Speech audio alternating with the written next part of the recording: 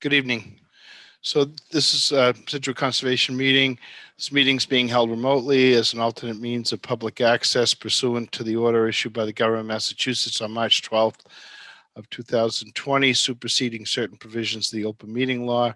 You are hereby advised that this meeting and all communications during this meeting got it. And all communications in this meeting may be recorded by the town of Scituate in accordance with the open meeting law. The meeting will have a question and answer session following each public hearing. Abutters will have the ability to raise their hand. Please keep your total to less than 3 minutes on comments. Thank you. So first up is 49 Collier, assuming that's Paul Marabito. You need to accept the agenda. Oh, I'm sorry. Thank you, Penny. Is there any changes or additions to the agenda? We might talk a little bit about open space donations and or farming at the end if we have time. Space farming, and I just want to make a quick comment at the end about we did our annual report, and I just had couple of thoughts I'd like to share. Okay, great. So I'll make a motion to accept the agenda with those add-ons. I'll second it, Richard. Okay, Penny's made the motion, Richard second. So all in favor, Doug? Aye. Jen? Yes.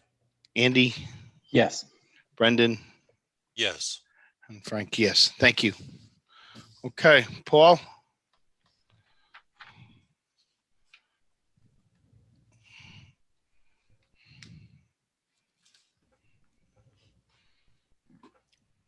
Can you hear me? I can hear you. We can't see you, but we can hear you.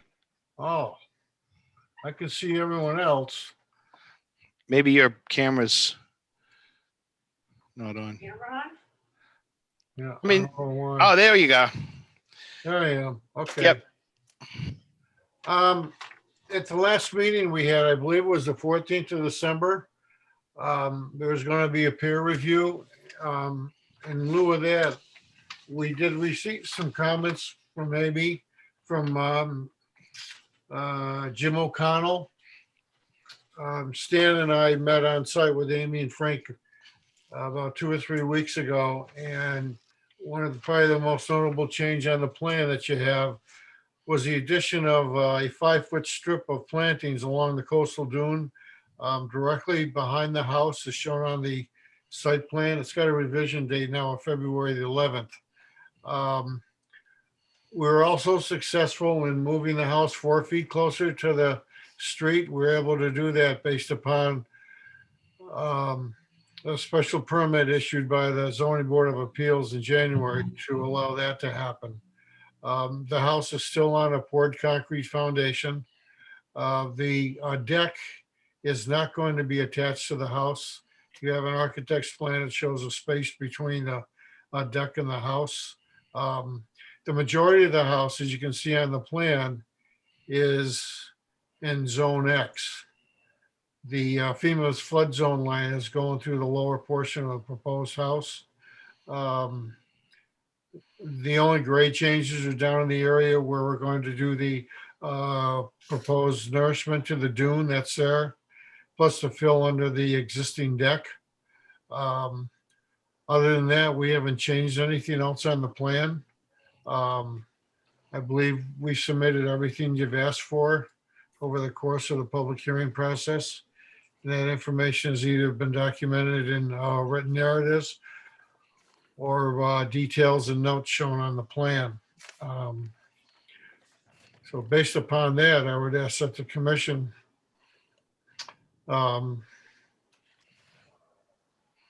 vote to close the hearing and approve the project, subject to any questions you may have for me this evening. By the way, Stan Humphries is unavailable this evening. He's got 4 meetings in Truro at the same time, so he's not available. But I can answer any questions that you may have for him as well. Okay, thank you, Paul. You're welcome. Richard, do you want to start this one? Well, I'm glad it was moved 4 feet. That's a good start, and I appreciate the accommodations made from the last time we talked about this. Really got nothing else right now. I may want to come back though, Frank. Okay. Doug? Nothing more to add of significance right now. Okay. Penny? Yeah, Paul, is the hot tub still there? I'm not seeing it. Yeah, at the lower right-hand corner, yeah, it's a proposed concrete slab. Hot tub. Oh, That's at okay, I see it now. the ground level, yeah. You moved it over to the other side, right? Pardon? Wasn't it originally on the other side of the house? It was, and then the Yeah. owner wanted to move it over to the other side. There's probably more privacy there with the existing vegetation. That's going to remain, that is to remain between the hot tub and the revetment. You know, keep in mind, there's a walking path on this property for Right. people that go out to the spit. Right, So yep. Right. No, I still wish the house wasn't a foundation, but it is what it is, I guess. All right, you can move on, Frank. Jen? I guess I don't remember the walking. Where is that? It's down. Where's that on the plan, Paul? what's that, the walking path? Yeah. It isn't marked on the plan. The people can walk over that area. They come down at number, I think 63, and they walk from there all the way out to the spit over all of the properties in this area. There is no defined easement. You can see a little bit of a worn path directly behind the stone revetment that's there, and that's. Oh, you know, okay. It's not from the road. It's on the. Yeah, it's on the Yeah, it's on the ocean back. side. Right. I thought I would have remembered that. I think I still have all the same concerns that I've had before about the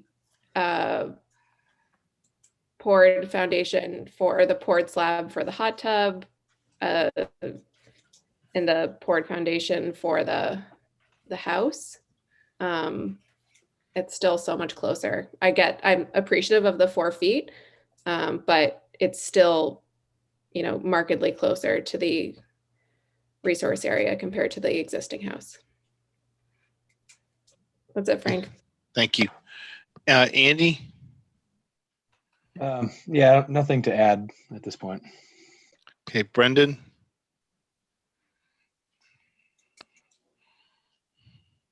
Yeah, I also have nothing new to add.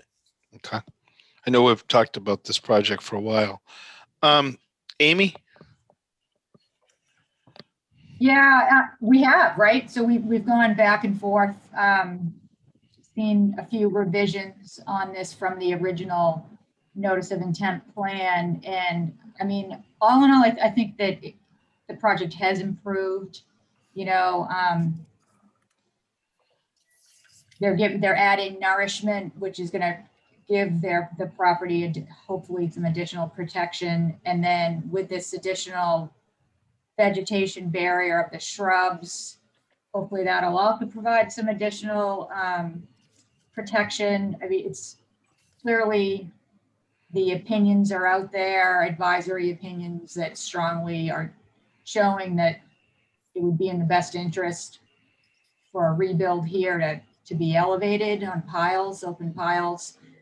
However, regulations do not require that. So yes, that at this point, I would say that it meets the requirements of the Wetlands Protection Act in the bylaw.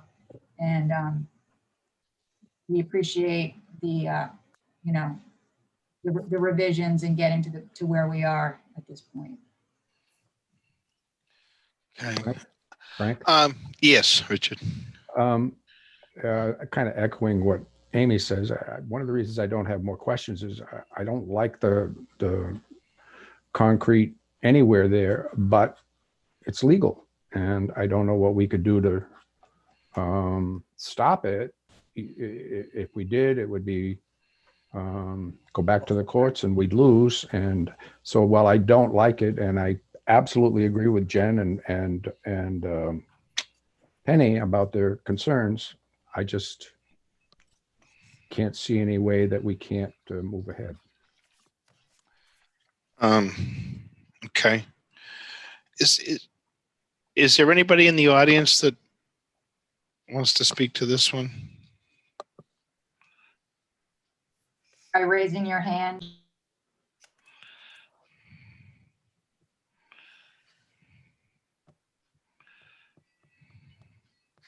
I see none, Frank.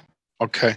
So, I guess I could echo what Richard just said, and I think the sentiment from others. You know, we're trying to figure out ways to keep these homes from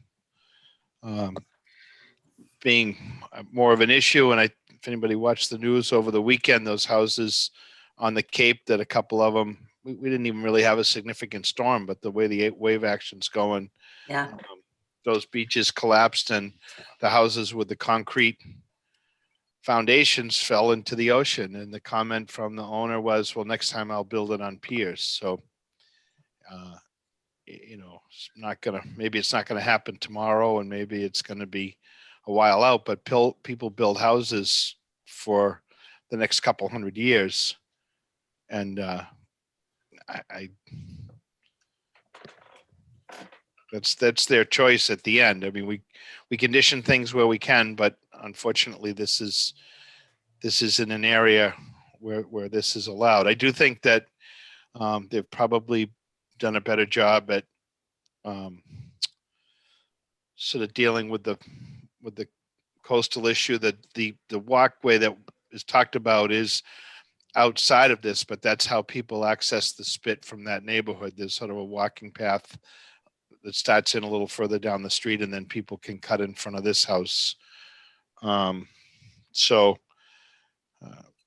certainly the owner could have some second thoughts, but that's their call. The thing that I think we're missing, Amy, did we get a report back from Heritage, from National Heritage? Oh, I don't believe that we do have a findings letter that we've seen, but I believe that we could close pending their findings.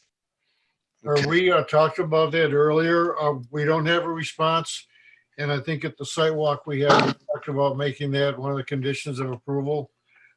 Stan doesn't see any reason why they wouldn't approve what we're doing. So the only thought that I guess we had, Paul, when we were out there and talking about it is we know that the spit that's not that far away is a nesting area for the plovers. And this is certainly really close to that. And it's got the right kind of characteristics for the plovers for nesting. In the process of doing this, you're sort of changing up a little bit the area in front of the house. You know, right now there's sort of that coastal dune with the rocks and stuff like that, which my understanding is that's sort of a natural area, and that's sort of being altered, and then there's a buffer of plant materials. So I would be curious to see what they come back with. If the National Heritage has some concerns that this is a nesting area, I'm just wondering what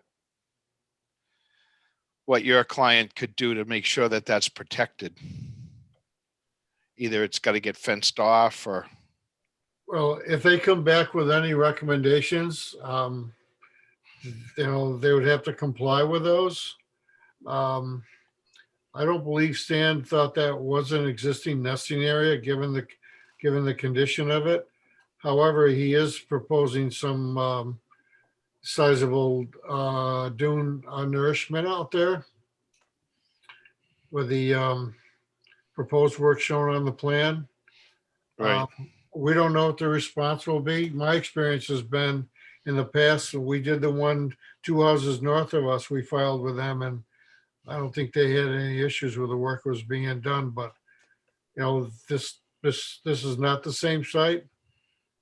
All I can say is if they do come back with some recommendations or requirements, we would have to abide by those, whether or not we have an order conditions. So I would suggest that in the orders, you put a condition in there that any requirements that are imposed upon the project by that agency, that the homeowner has to comply with it accordingly. Okay. And Paul, just for erosion control, what's the thinking? It's gonna be tough to have something out in front there. Well, we show the silt sock on 3 sides of the property. The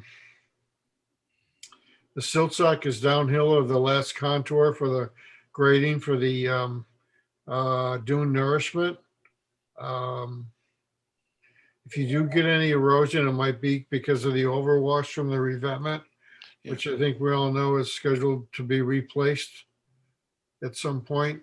But you normally have an ongoing condition in the orders that says if the erosion control needs to be added to or supplemented based upon unforeseen site conditions, that the homeowner has to take measures to incorporate those additional measures accordingly. Okay. Which you would do. All right. Okay. Okay, can I make a motion, Frank? Yes, you can. I make a motion to close. Okay. Do we have a second Second, Doug. from Doug? Okay. All in favor, Richard, Here I am. Yes. Jen, Yes. Andy, Yes. Brendan, Yes. and Frank, yes. Okay. Thank you. Thank you. Thanks, Paul. The new Driftway. I make a motion to continue that. They've asked for continuance to April 5th. I'll take so that's a motion to, thanks. Continue. Second, Second from Doug. All in favor? Richard, Yes. Jen, Yes. Andy, Yes. Brendan. Yes. Great, thank you. 83 Glades. This is Morse. Morse. Greg, you're on there. I think you're muted. Thank you. Can you hear me now? Got it. You are. Great. Thank you. Good evening. You're away. Great. For the Hello. record, Gregory Morse, registered engineer, Morse Engineering. This is a continued hearing for 83 Glades Road, which will be followed, it looks like, by 83R Glades Road. This is the second hearing. This was a notice of intent to allow a raise and rebuild. Excuse me, Greg, before you continue, just, can we take them, talk about them collectively like we did last time? Or does that not make sense right now? I'm perfectly okay doing that if you want to do that. I think it makes sense. Yeah. Okay. So 83 Glades Road being the house at the front of the property, 83R being the house at the back of the property, both of them being raise and rebuild projects. Neither of the existing houses comply with FEMA requirements. Both of the houses had failed septic systems. The proposal here was to replace the houses with new houses on timber pilings. They're located in the FEMA flood zone. It's an AE 15. So we're proposing timber flow through pilings. We have the first floors elevated at elevation 16. We have new septic systems on both of the lots. The septic systems since our last meeting have gone to the Board of Health and have been approved by the Board of Health. At the last meeting, there were a couple of outstanding issues, and we did submit a revised plan back in early February. That revised plan, we've added along the rear of 83R, we added a split rail fence to define the edge of the lawn area, if you would. We've pulled back the parking area at 83R Glades Road. Right now, 83R Glades Road has a gravel surface, essentially right up to the edge of the wetlands, the salt marsh. What we've done is we've scaled back that gravel area so that we now have 10 feet of grass proposed. And then we also have an additional 700 square feet of plantings. We had Brad Holmes put together a planting plan so that immediately adjacent to the salt marsh, there's a planting area. And then the last revision that we made on both of the properties, there was a retaining wall which ran along the southern lot line with the abutter at number 79 Glades Road. We took another look at that retaining wall. We were able to drop it in elevation and slightly decrease the length of that wall as well. That wall is primarily necessitated due to the septic systems being raised above the groundwater table. But that wall, again, it has been reduced in height as well as length. Board of Health has signed off on the septics.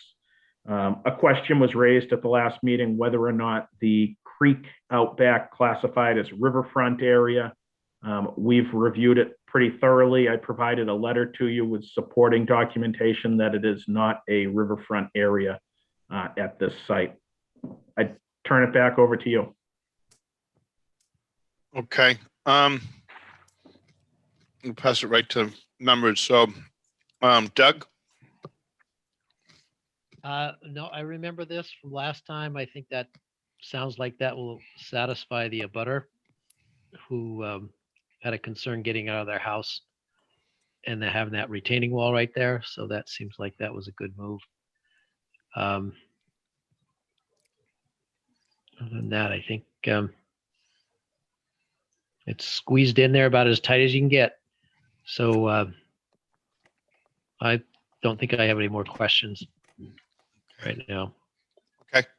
Penny? I am very happy. I think it's a big improvement of what's there right now. And thank you, Greg, for all the revising you did on it. No problem. Okay. Jen?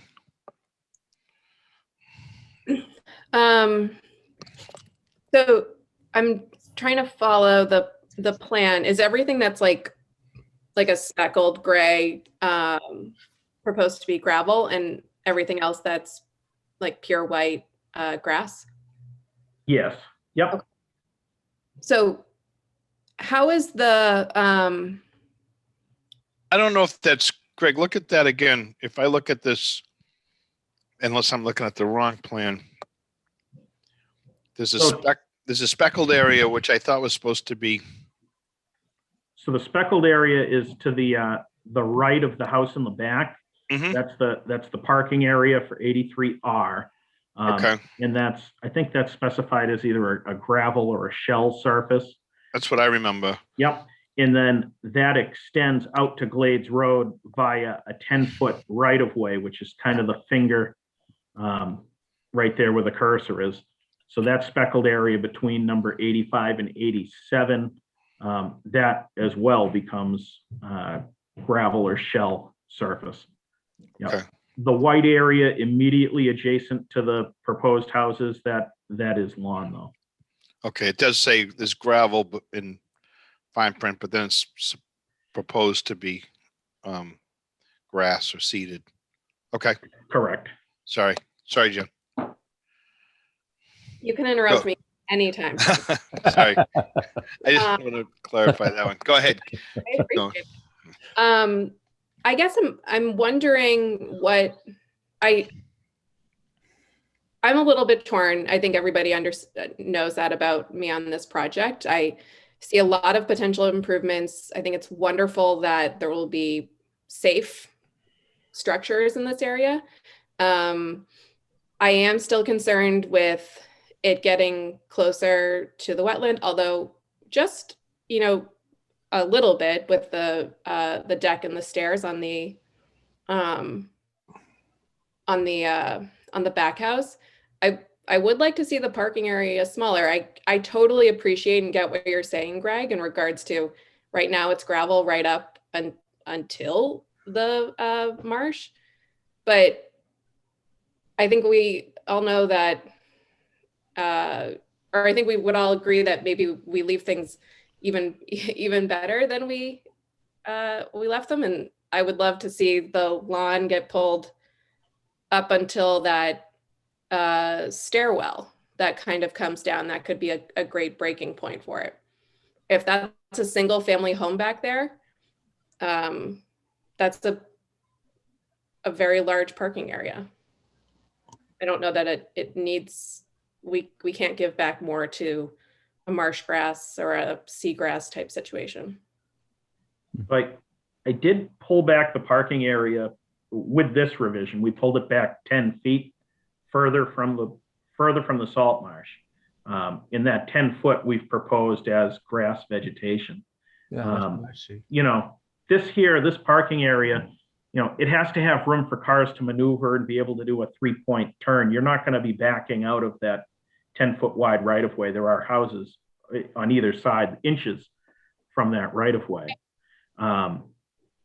So there does need to be some maneuverability space back there. Oh yeah, I totally get that. But I'm I'm never going to be satisfied. I'm hard to please, I guess, Greg. Jen, can I interrupt for a second? Yeah. I'm sorry, but am I reading it wrong? It looks to me like there's proposed grass right to the stairwell, unless I'm misreading it. I'm talking about bringing the horizontal line that like is parallel with the marsh, like down to the stairwell, just to get a little bit. Yeah, I thought it says proposed grass there. That's why and I could be misreading it. And if I am, I apologize, because I like what you're saying. Yeah. The stairwell does a 90-degree bend. I do have it up to essentially the back of the stairwell, but you're talking about bringing it to that fronter portion of the stairwell, a little bit closer to Glades Road. So adding another approximately 8 feet or so to that. I think it's a great idea, Greg. I agree with Jen on that. Oh, thanks, Richard. You're welcome. It's not often that I get agreement on my harebrained ideas. That's not true. But I do appreciate all the changes, and I know this is a complex project. I wish the houses were smaller, but there's only so much we can do. Okay. I'm good, Frank. He's gone. He quit. You're on mute, Frank. Frank, unmute. There you are. I got it. Sorry about that. Andy? No, my questions were answered in the report. So thanks for submitting that. I'm good. Brendan?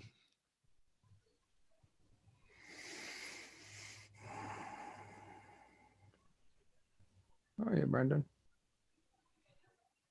He's muted. There you go. Were you trying to eat a few M&Ms too? Brendan's not muted, but we can't hear him, or at least I can't. I can't either. I can't either. Let's flip back to Richard. I didn't There ask. he is. Oh, there he is. No. No. Get fuss with it for a second. Richard, I really jumped over you in the beginning. And No, I listen, I'm all in favor of that. That's not a problem. First of all, I did like the responses that Greg wrote earlier last month now. And I did read them, and I thought it answered a lot of questions that I think Andy said. And the other thing is, I really do agree with Jen on seeing if we can get more grass in the back, but otherwise I'm really happy with the adjustments. Okay, thank you. Brendan, do you have any luck with that? Yeah, I think I figured. There you go. You're here. Yeah, so I don't have any additional questions now. It's been pretty well knocked around. Thank you. Amy?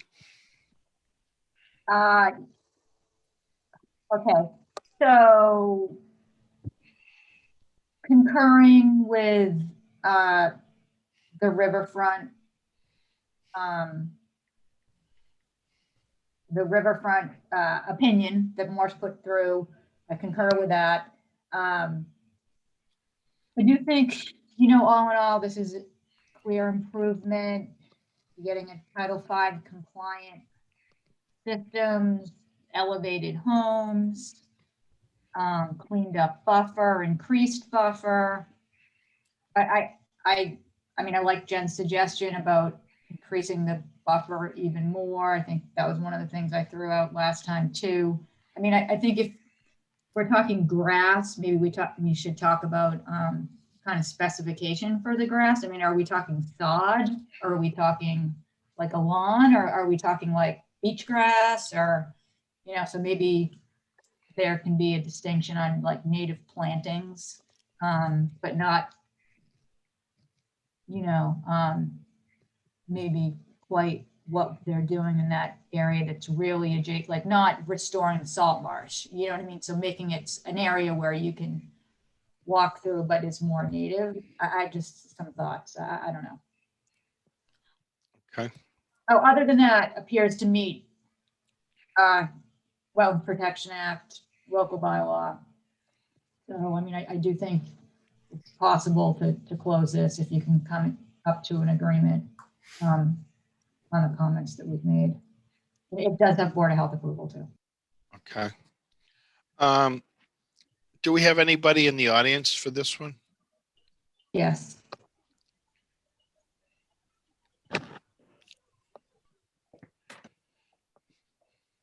Christian, you're on. Hi, thank you. Christian Putnam, 81 Glades Road, and Kristen Putnam, 81 Glades Road, the abutters. Just wanted very briefly, because we know we've already taken a lot of the board's time. We appreciate some of the modifications that were made. Appreciate Greg making those changes. Just to report to the board, we did come to an agreement with Oak on an easement. So that takes care of that issue in the front with access. And that's been signed and submitted to the registry. We continue, and I will very briefly discuss these. We continue to have concerns around flooding, both from the back, from the marsh, where we all know it floods on a regular basis, even today. Seems to flood on every hearing day, as well as from the front. And I know Greg has outlined a couple of times for us the infinite capacity of the ocean, but it seems to me if there was infinite capacity of the ocean, then collectively we wouldn't be worried about ice caps melting and raising the sea level. So it seems to me that every little bit seems to help, and we're concerned about the flow of the water from the marsh because of the property next to us being raised, as well as the flow of water from the street side because of the property being raised. Two other quick points. The roof area, it was stated last time that the roof area of the new structure is less than the current roof area, and we're concerned about water coming off the roofs. I'd be interested in seeing that calculation because I'm not quite sure, looking at the drawings, how that's possible, but I'm also not an engineer. And then finally, it would be our preference if the home and back 83R were slightly smaller and a little further from the marsh. Understand that the developer's goal in life is to put as big a house there as possible. And, our goal is to have the neighborhood retain some of the character that it has now while still having the improvements. And with that, I'll turn it back. Okay, thank you. We appreciate your input, and we know as an abutter that there's impacts that certainly you're well concerned about. Greg, can you clarify something? Was it roof area or impervious area that was reduced or maintained the same? It's roof area. The house in the front is smaller in size on the ground. The proposed house is the same width, but you'll notice that it's approximately 5 feet less in depth front to back.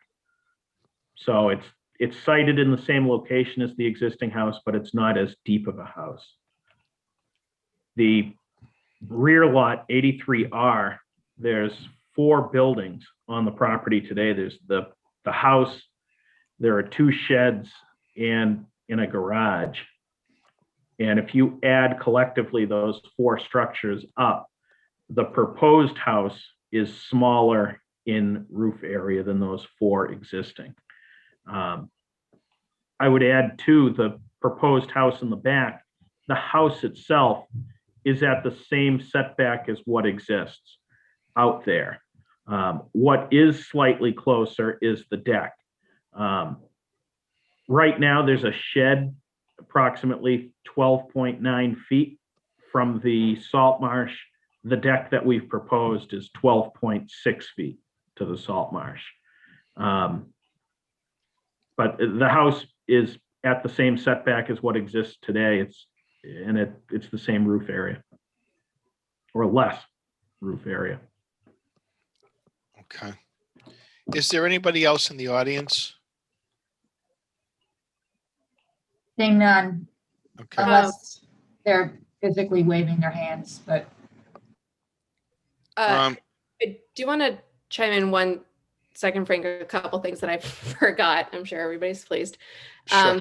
I do still remain concerned that the renderings on his website and in his sales materials don't match a permittable structure. He's not planning on living there. He's planning on selling them. So totally, then everybody's right to, sell their house. But all of the structures that he has proposed, including ones that have been already permitted, do not match conditions.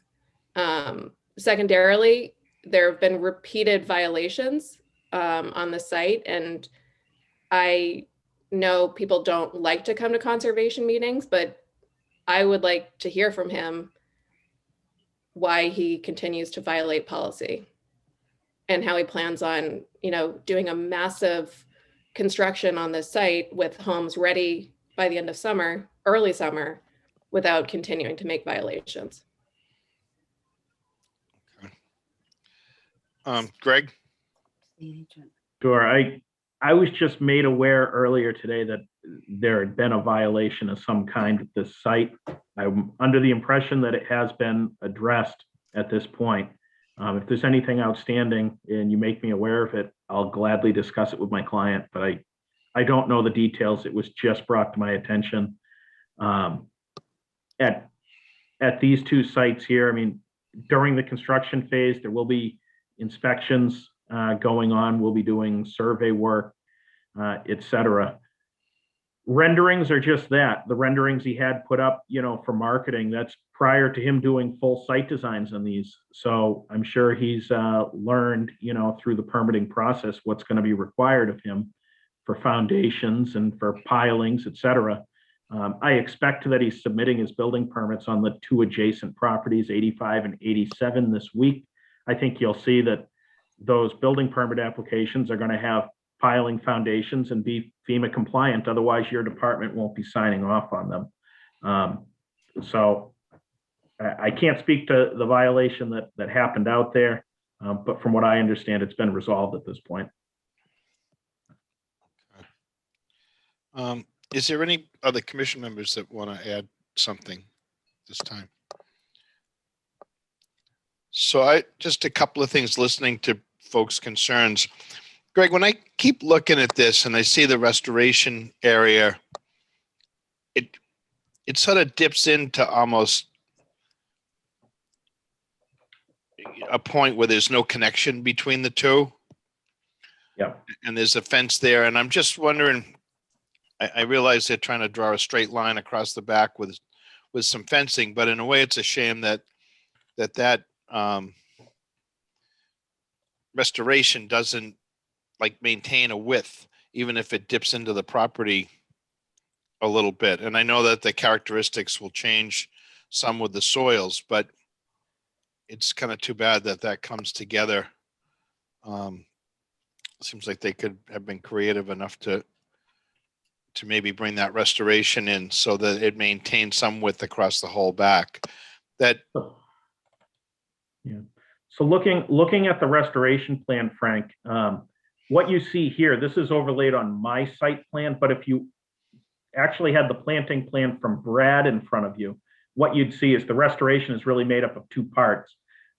It's made up of that triangle that was missing vegetation on my plan there. That's physical salt marsh. So on Brad's plan here, he is proposing plantings both within the salt marsh where it's been altered, as well as buffer adjacent to the salt marsh, which is that. So you can see that, you know, the plantings are a uniform width essentially across the back.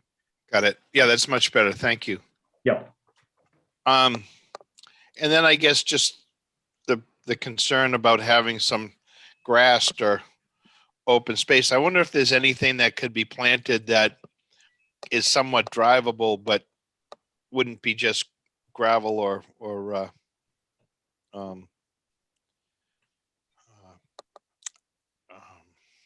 shell. You know, it's too bad that that area couldn't be something that's a little bit less of a hard surface. Yeah. If that could be planted out with something that yeah, people could turn on or park if it were needed. But yeah, if I do hear the concern about the edge of the gravel driveway there. You know, we probably could pull it back a little bit more if that, you know, if that was either a condition or if you needed a revised plan, we could get that in, you know, immediately. But we could pull it back to the corner of the steps there. If that were grass, I think that would be okay. You know, this is likely to be a seasonal home. So parking on the grass during a summer period would be okay. If this was, you know, year round and people parking on grass, I wouldn't really approve of that. But I don't really see that being a big issue. So we can pull it back further if you'd like. okay, I would think rather than to hold up for another plan, we could make that part of the orders and you could get that in so we wouldn't have to delay That would be much appreciated if you could. closing that. So what's the footage? That they would pull that line up, Penny? That's your Yeah, question? well, he should know that, so we don't, you know, are we gonna go the full 10 feet or go half, 5 feet? Well, Penny, he said he'd bring it back to the base of the stairs. Okay, Scales out at 8 feet. okay, Let's say 8 feet so that we have Okay. a sounds firm good. number. No, I just wanted to figure. Thank you. And then to Jen's point about the violations, I took a ride by there and it appeared that that someone dumped a load of fill that had blocks and debris and other stuff. And though, you know, maybe the intent was to put that there and then clean it up when they demoed the buildings, but we're in a pretty sensitive site. You know, it can have a storm or overwash and all that sort of stuff could wind up getting washed into the marsh. And I don't know if this developer's worked up against a marsh like that before, but even the best laid plans can go awry on a site like that.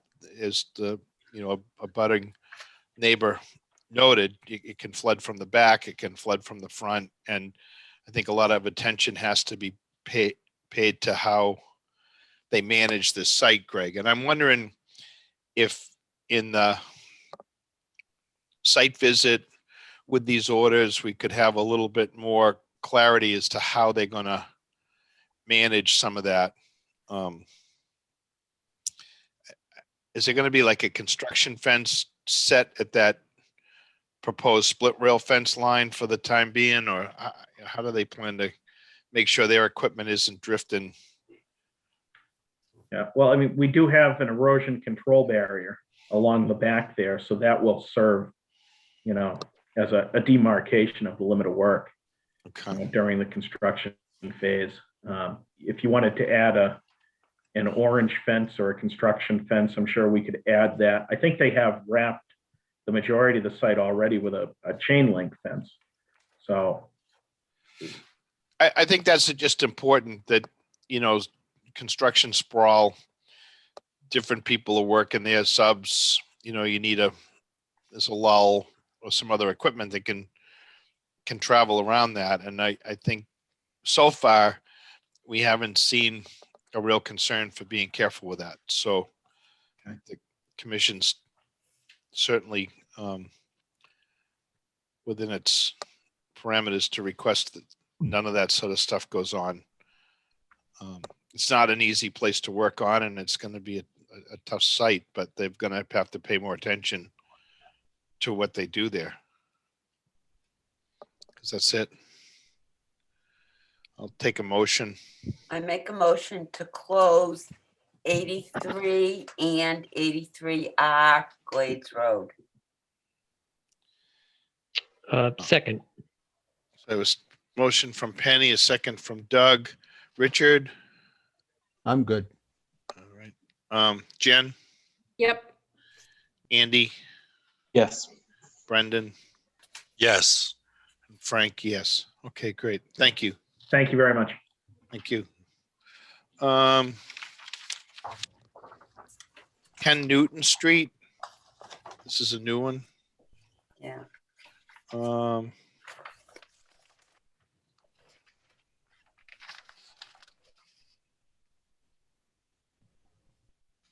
We opened this last we time opened and it. continued it because the engineer wasn't on the call. So hoping that Okay. the engineer's on the call tonight. Okay. Stenbeck and Taylor. Great. Do we have anybody from Stembeck and Taylor?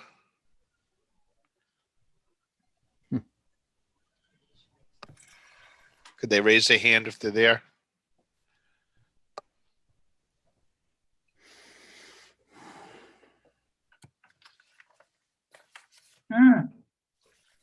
I guess we'll do a pass on this one. Maybe they got tied up. Is there anybody, any names there that nobody recognized you want to try to unmute? I looked, I didn't see anybody. Did you ever hear from them, Amy or Jen, from the last meeting? Yeah, it was Doug. I think Doug might have texted him too. Is it Terry? yeah, Or maybe Greg Morse did. Somebody contacted is it Terry? I don't have my email up in front of me, but I can look. Hold on. Oh, All right, Greg let's go on Morse did to the last Baumbrook. meeting. last meeting, I think, yeah. Yeah, Greg called him or texted him. Yeah. Well, here, let's pass to Baumbrook, and I see that Grady is on the call, and that's there, and we can open that one. Okay. Who's on for Grady? It's Rob. I'm gonna unmute Rob. I think you have to open it, Frank. Yep. So on March 1st, 2020, 5:15 p.m., the Town Hall Scituate Conservation Commission will hold a hearing under Chapter 131, Section 40 of the Massachusetts General Laws and Section 30700 Town of Scituate Code of Bylaws regarding the application of Baumbrook Realty Trust to repair an existing septic system to an existing dwelling at the location Baumbrook Court, Scituate. Abutters and other interested parties are invited to attend. Information to access the virtual meeting will be available on the agenda posted on the town website. Okay. So All right. you're up. Yep. So my name's Rob Carlazon. I'm from Grady Consulting. This is a septic repair plan for Baumbrook Court, which is off Country Way up in North Scituate. There's 5 different buildings on this site, all existing. I think this was developed back in the 60s or 70s. There's some mixed use, or the buildings are mixed use. There's a few small businesses and some apartments. Offices. So we filed a notice of intent for the septic repair plan. There's Baumbrook, obviously, along the back of the site, as you can see on the plan. There's a riverfront area associated with the brook, as well as a wetland associated with the brook. Basically, where the system is proposed, it's kind of where we have to put this. We have fairly large flows because of the multiple buildings. There's really not a lot of wiggle room. I think the entire property is actually inside the 200-foot riverfront area, and almost all of the property is within the 100-foot wetland setback. We have two different systems. There's a system over on the left that's a little bit larger than the other one. That serves building 6, or actually, I'm sorry, there's 6 buildings. Actually, no, 5. Okay. It serves a couple of buildings over on the left, and then the smaller system serves several of the buildings over on the right. Basically, it's kind of maximum feasible compliance in this situation. There's really not much else we can do. We're putting these systems. There's existing parking lot area where we're proposing these. So once the system is completed, we'll the parking lot will be repaved to existing conditions. That's pretty much it. So I don't know if there's any other questions. Sure. Let's start with Penny. No, there really is, you've got to put it in the parking lot. I mean, it's all built out. And we need a good septic system with Brook right behind it. So I'm all set. Thank you. Jen, Yeah, I'm good for now. Andy, I'm all set. Brendan. I have no questions at this time. Well spoken. Richard. Well, I don't really have any sensible questions. Curiosities more. Can you give me some details on the kind of systems that are being put in as a replacement for what's been existing? Yep. So existing systems now, the existing systems now are pipe and stone, conventional, which is pretty typical of when these were designed and installed. The proposed systems are infiltrators, infiltrator chambers. They're going to be in bed configuration, gravity fed, which pretty typical types of systems right now. Thank you. Doug. No real questions. I was looking for, there's a good size system. So I was looking for a perk rate. Looks like you had to do a sieve analysis on some of that to determine a perk rate. And I was wondering what you were using. Oh, 30 minutes per inch. Okay, there it is. Yeah, that explains why it's so big. Yeah, there's a lot of leaching capacity there that you have to come up with. So, but no questions. It's all inside. I kind of agree with everyone else. There's just not much else you can do about that. So it's an improvement. So I'm good. Okay. Amy. Yeah, it appears to meet the requirements of the regulations. Great improvement for a field system. Okay. Do we have any butters on this one? Raise hand if you want to be heard.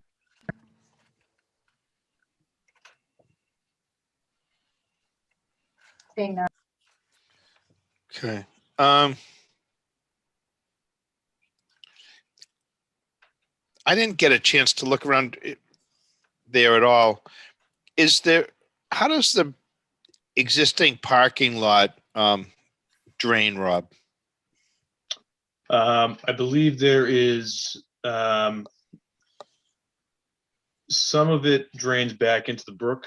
So if you look in between existing building 5 and existing building 3, there's actually a drain line that leads back to a catch basin, which is kind of in the middle of our site.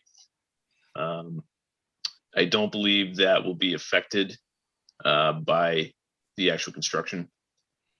I think there's another catch basin in the bottom left Actually, that's for the road down in the bottom left.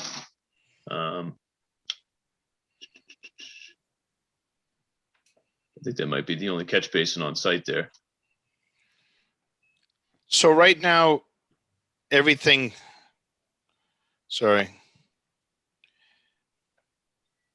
It goes into a basin, then I see that pipe and just go out to the brook. And I'm assuming that they're gonna repave and rework the parking lot. I'm just wondering if this isn't the time to add something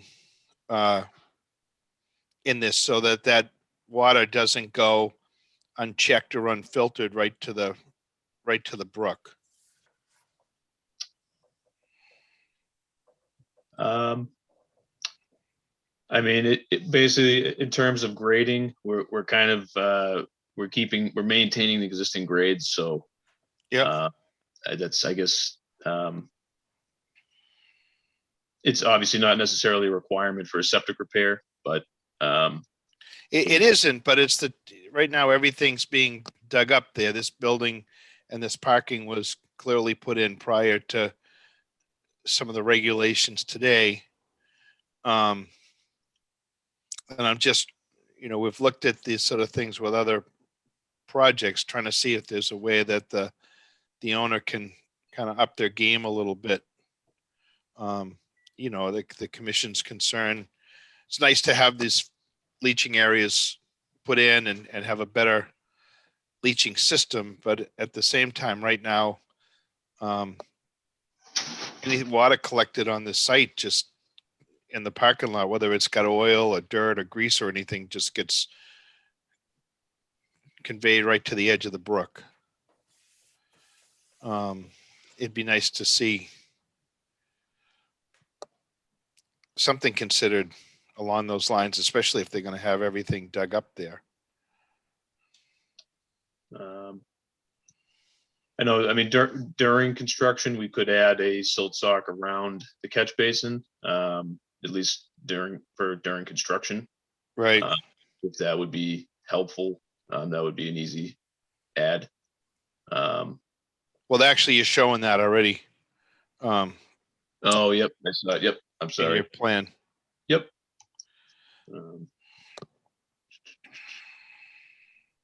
That just a standard catch basin, Okay. Yes.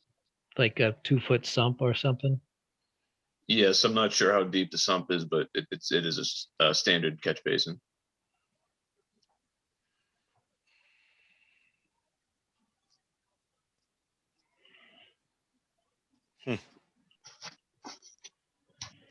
That's a good point, Frank. It's a good point, but we can't enforce it. Hey, Amy, do you have any thoughts on that?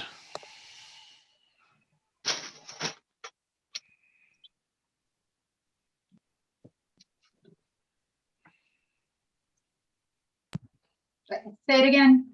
So my concern is that right now this parking lot basically pitches into a catch basin that's in the center of the parking lot. And then that discharges, there's a drain that runs around the back of the building and up to the edge of the brook or close to it. And with everything dug up here, to me, that would be the time to kind of up their game a little bit in the discharge going off to the, we know that the septic is helpful in this, but just wondering about some sort of improvement to that drainage. Either it discharges into a rain garden at the end of it, or there's some filtering for oils and stuff at the catch basin. I'm not sure whether that's something that we can put into the orders with this thing, if we're within our. Yeah, no, I wouldn't think that, I think that would be voluntary. By statute, we are required to give them the upgrade for the septic, which is just to meet Title V for a failed system. I agree, this is a good time to get conversation going over, some kind of treatment for stormwater runoff, but under the current project wouldn't be required. Do Do you know, Rob, are they planning on ripping up the whole parking lot and repaving it, or just That- digging up the areas? I'm unsure. I think we are just digging up the areas we're working in, but I guess that would be good to know yep.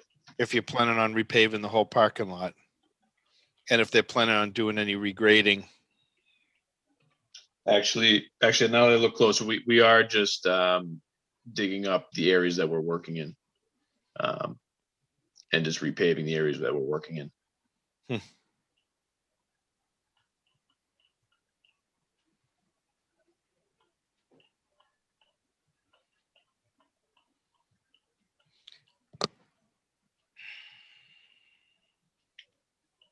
And is this all right?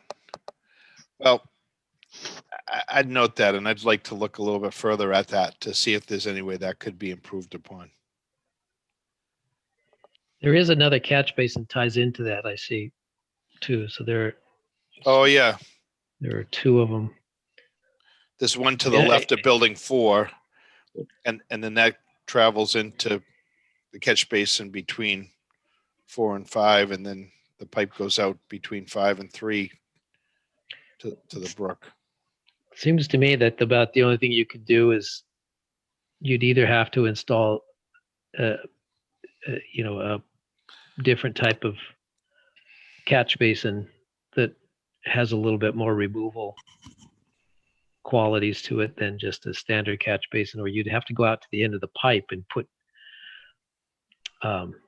cut that back, and you'd have to make a small,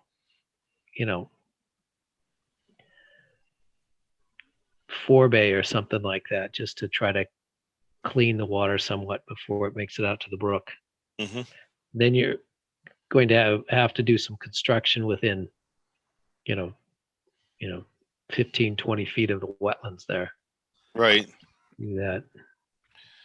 You see my point. I mean, if anything, Yeah, whatever- that's why I was just wondering about a different, on one of them, a different catch basin that has a little bit more.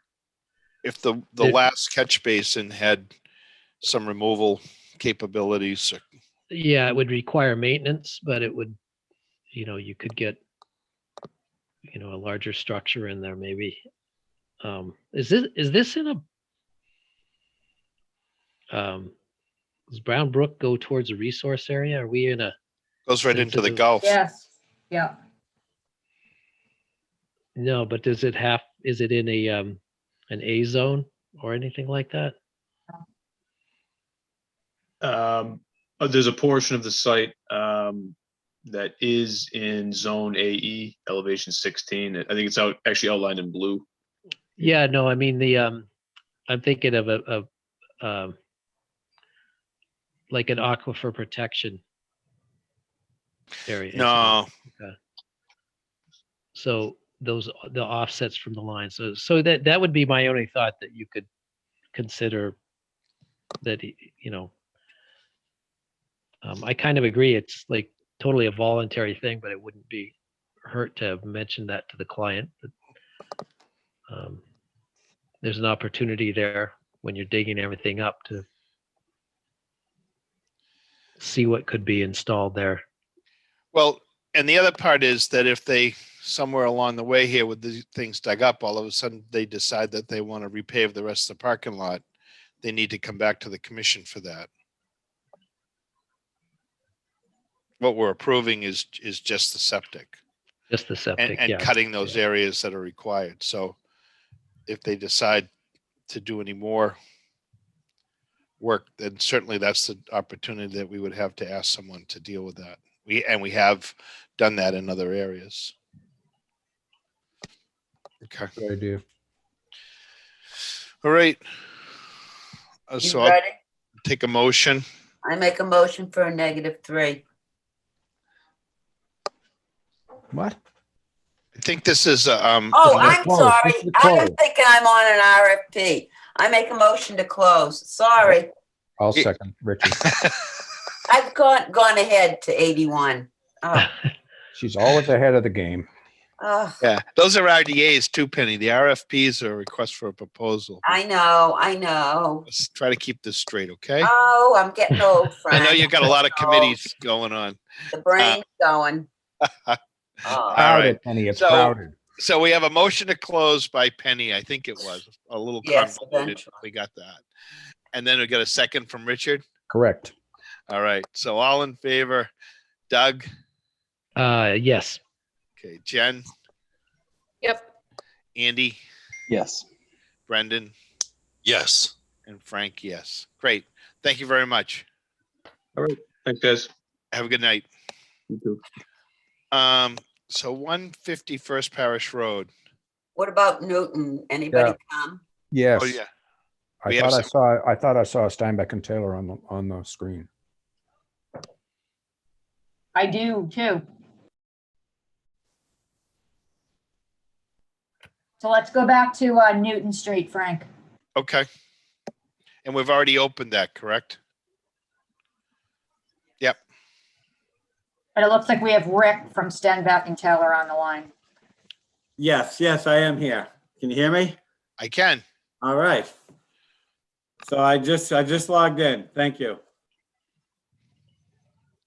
Can we, There we go. okay. Great. Fire away, Rick.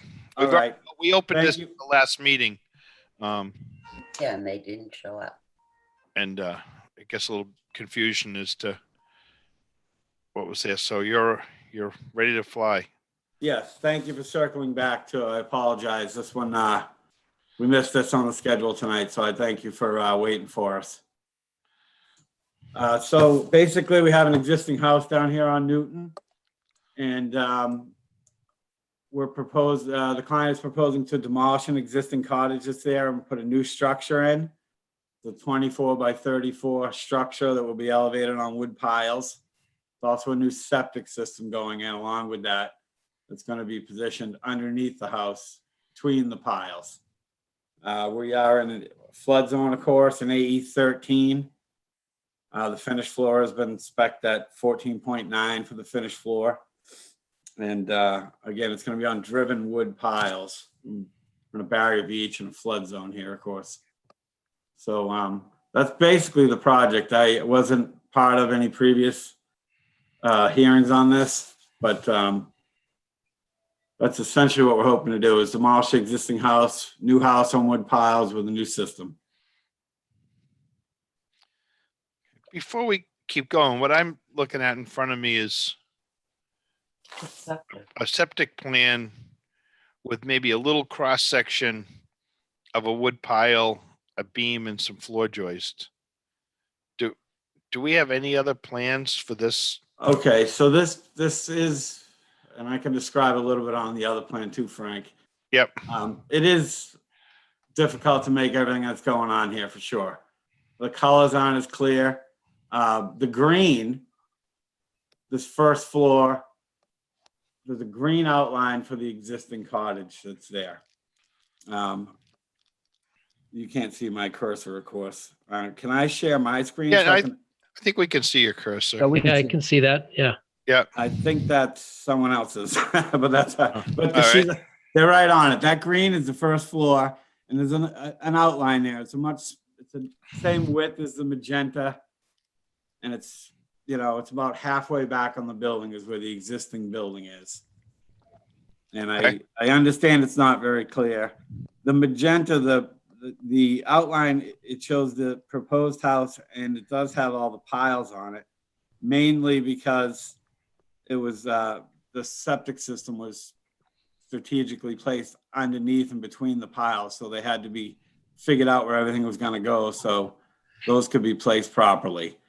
So it does show all the piles and some grid lines for the pile lines is what else is on top of that, Frank.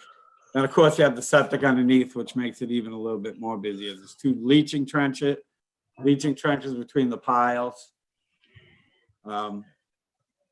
which is there. So there's three different things going on top of each other. So it is a little tricky to see, but a smaller existing house, a 24 by 34 new structure with piles, And the trench is pretty much the full length of the structure underneath.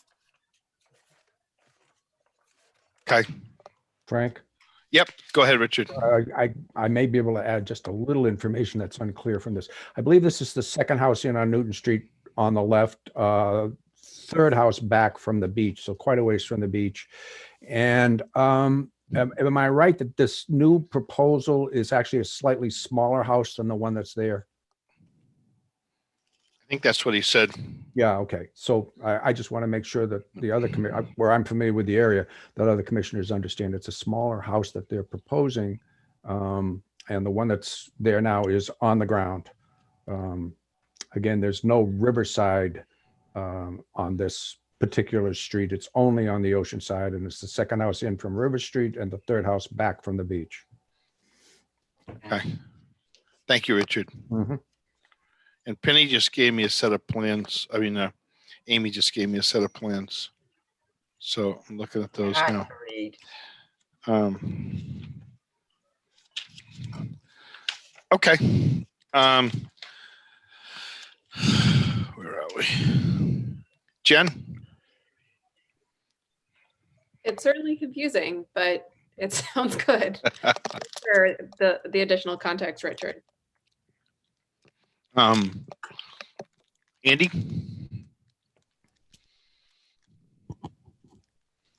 I guess, is it definitely a smaller house? Yes. It definitely is, or am I misreading this? Because is a deck way down on the south side? Am I seeing that? The new house is certainly larger than the existing, for sure.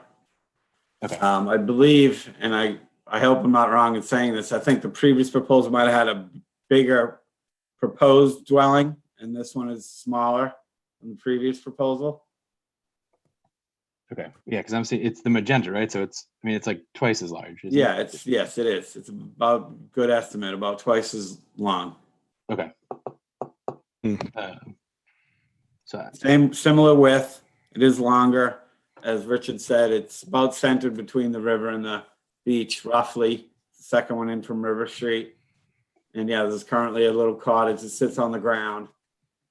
And this will be elevated. The finished floor will be roughly about 5 feet off the ground to the finished floor of this structure. okay. I'll leave it there for now. Okay. Brendan?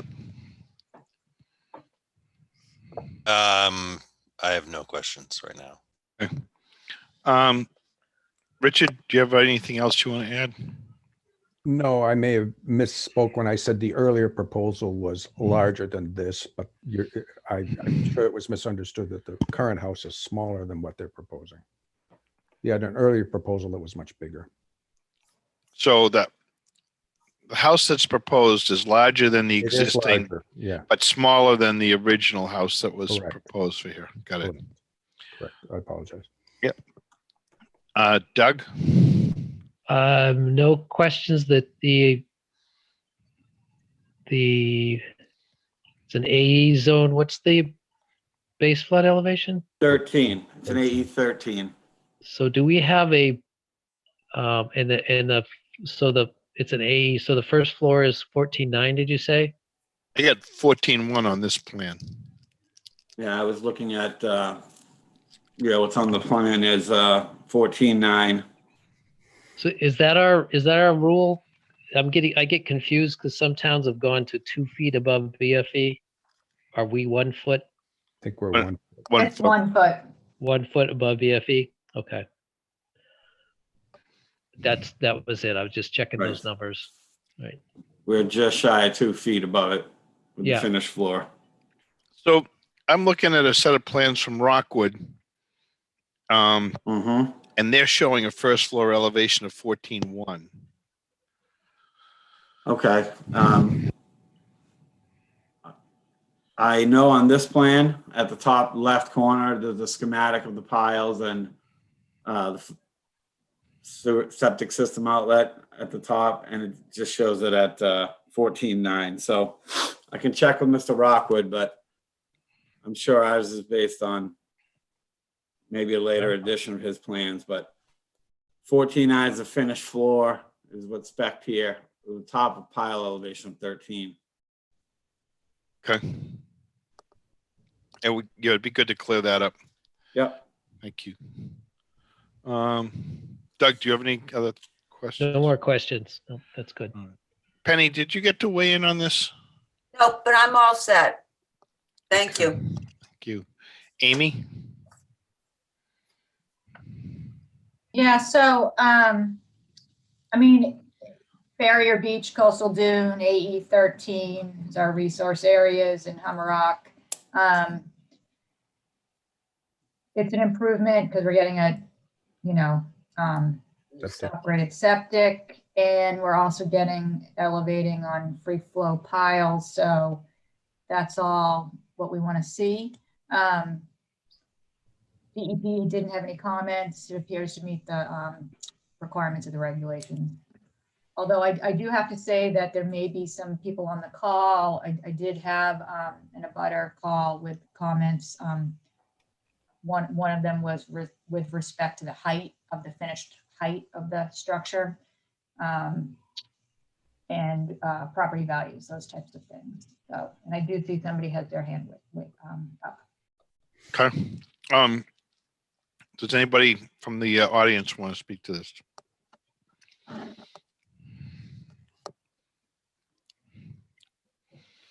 Andrea? Unmute Andrea. Andrea should be on. Unmute. Hi, can you hear me? You can hear me now. Okay.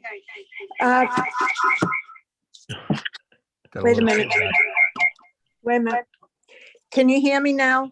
Yes, that's better, Okay. Andrea. And you Thank want to you. state your name and address? Yes. Yes, thank you, Mr. Snow.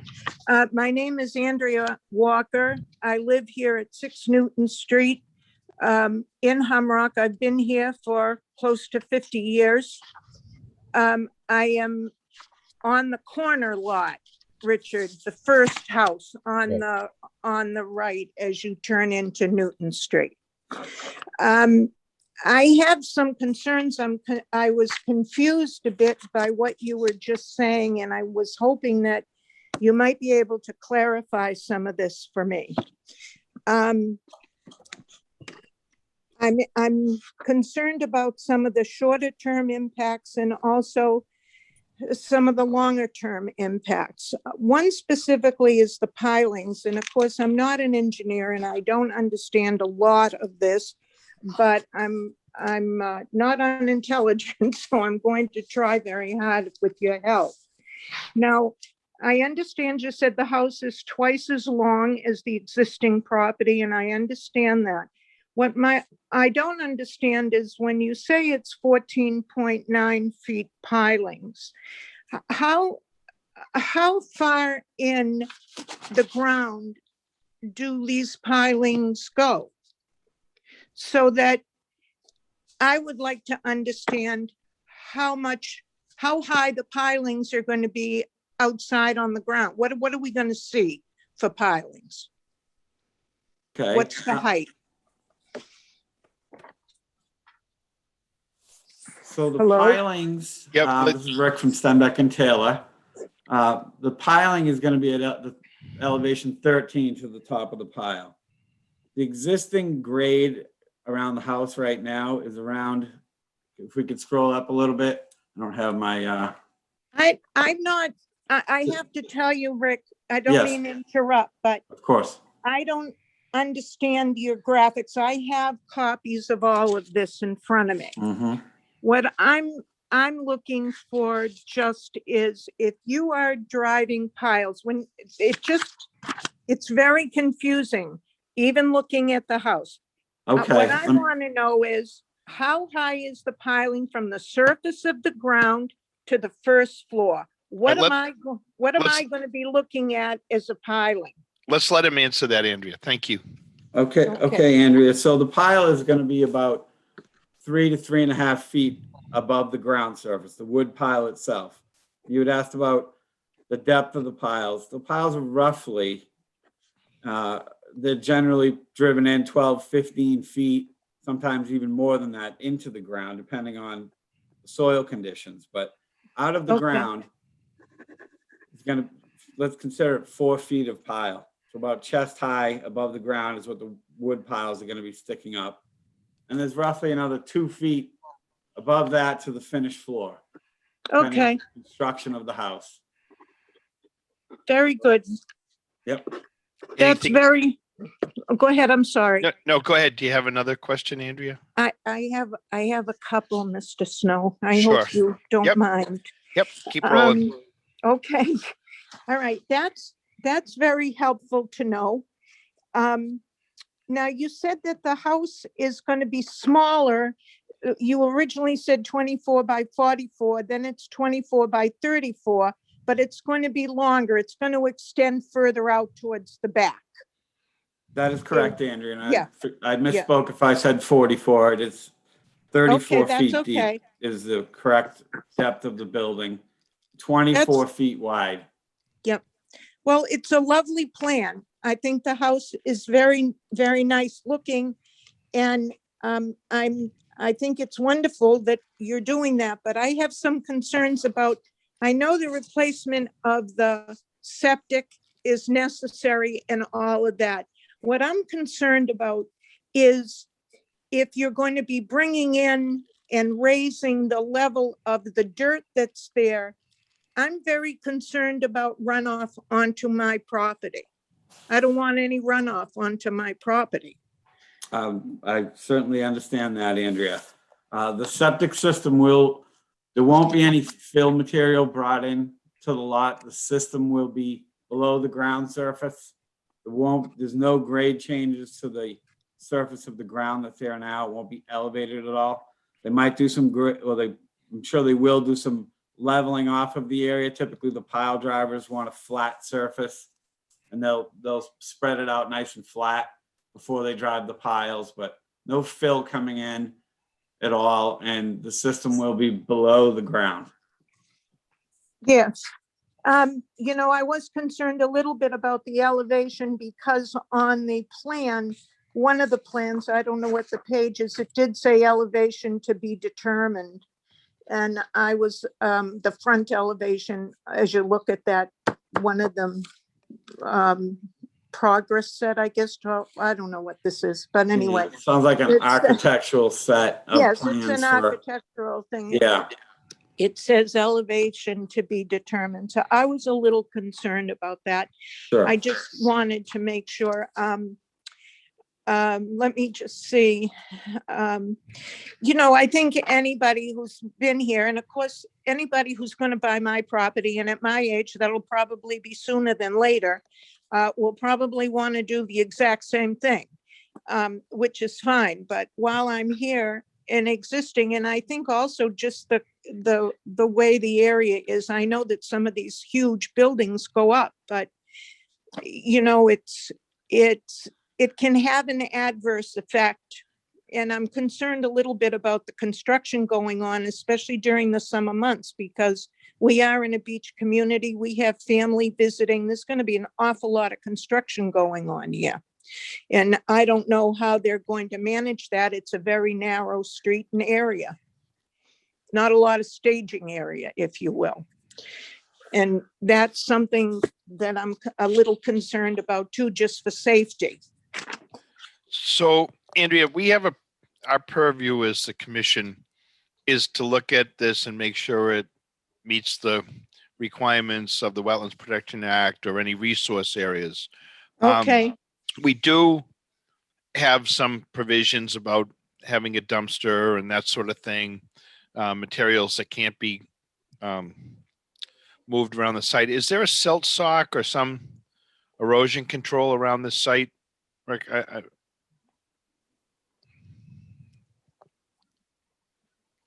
anything on this plan? I'm just not seeing that. He's muted for some reason. Oh, here he is. Wow, I said an awful lot and you couldn't hear me. Yeah. Sorry about that.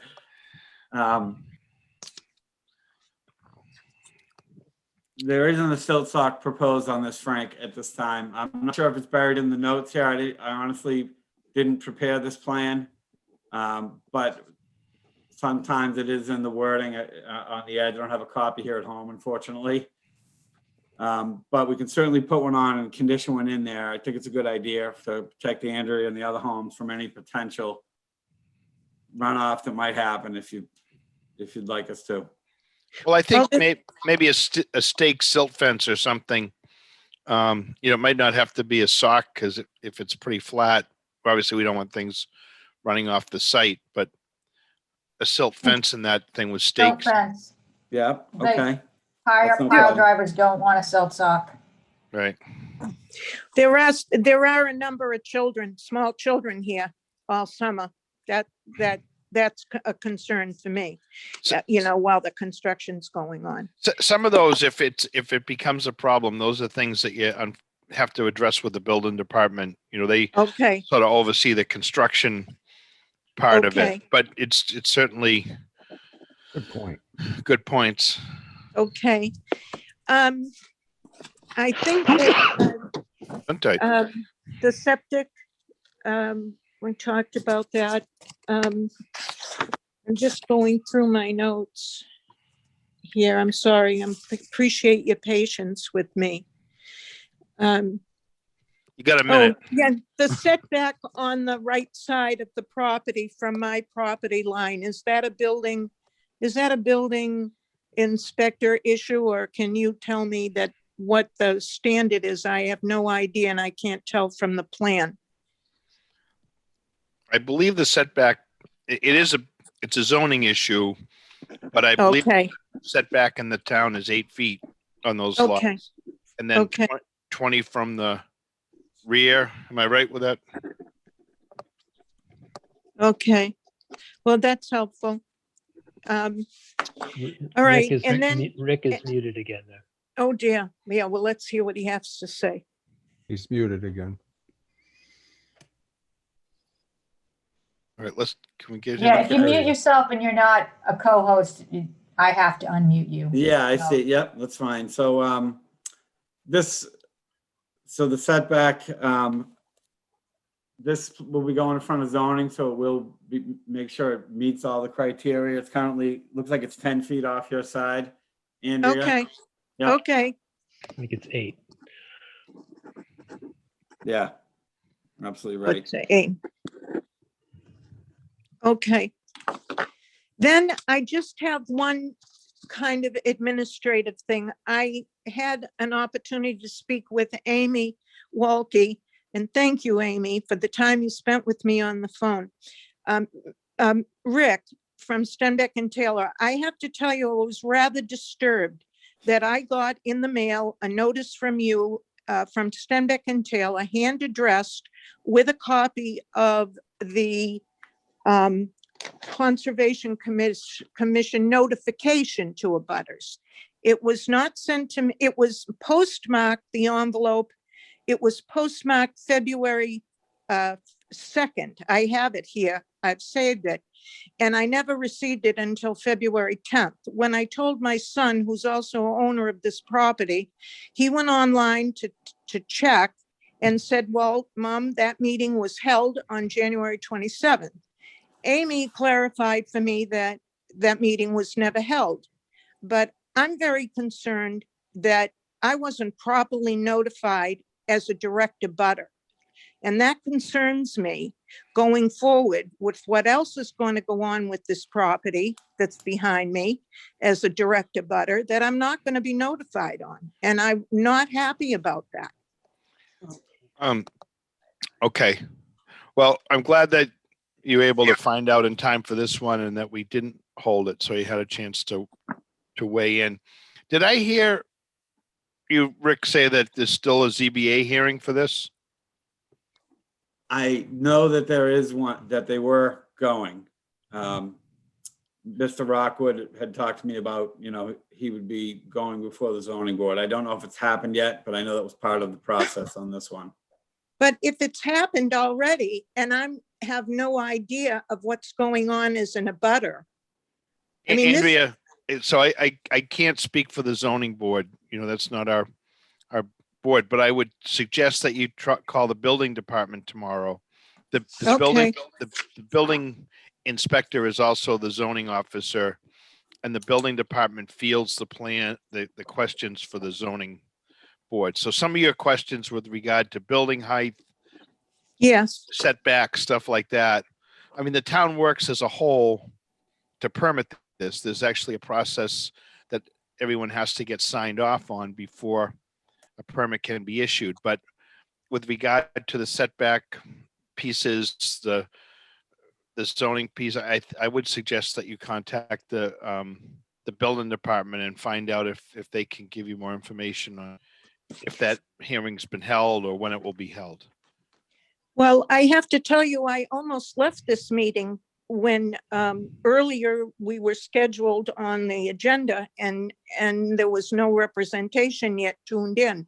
And I'm glad I hung on, because if I didn't, I still wouldn't have had a chance. This meeting would have just gone on and I would not have had an opportunity to weigh in, which anybody, whether it's me or anybody else in a situation like this, has a right to do. And we take it very seriously that people are notified. We certainly have had challenges with COVID and having the meetings by Zoom as opposed to, open meetings in the town hall. And I also know that the postal department's had a hard time getting their stuff out in time. We looked for the engineers to pass us in information that they gave everyone notice as to the hearing. So that's what we look for. Well, I never did get a certified letter, and it's only by accident, in my opinion, that I got this and was notified. I've been waiting to see what was going on. I don't tune in all the time. I work and I'm busy myself, like a lot of And then, people.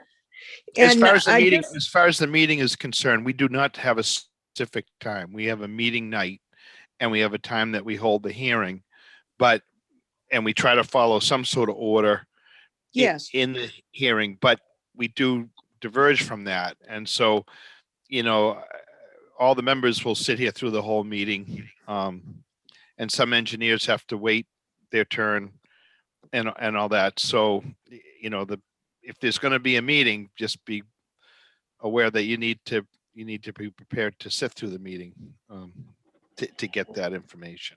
well, what you're saying is that I need to go on the site and look. Well, I I think, mean, I think that's what, I'm not saying that in No. a fresh way. I'm just saying so that I know for future, I'm not going to be notified Right. as If- an abutter for a if we could, zoning.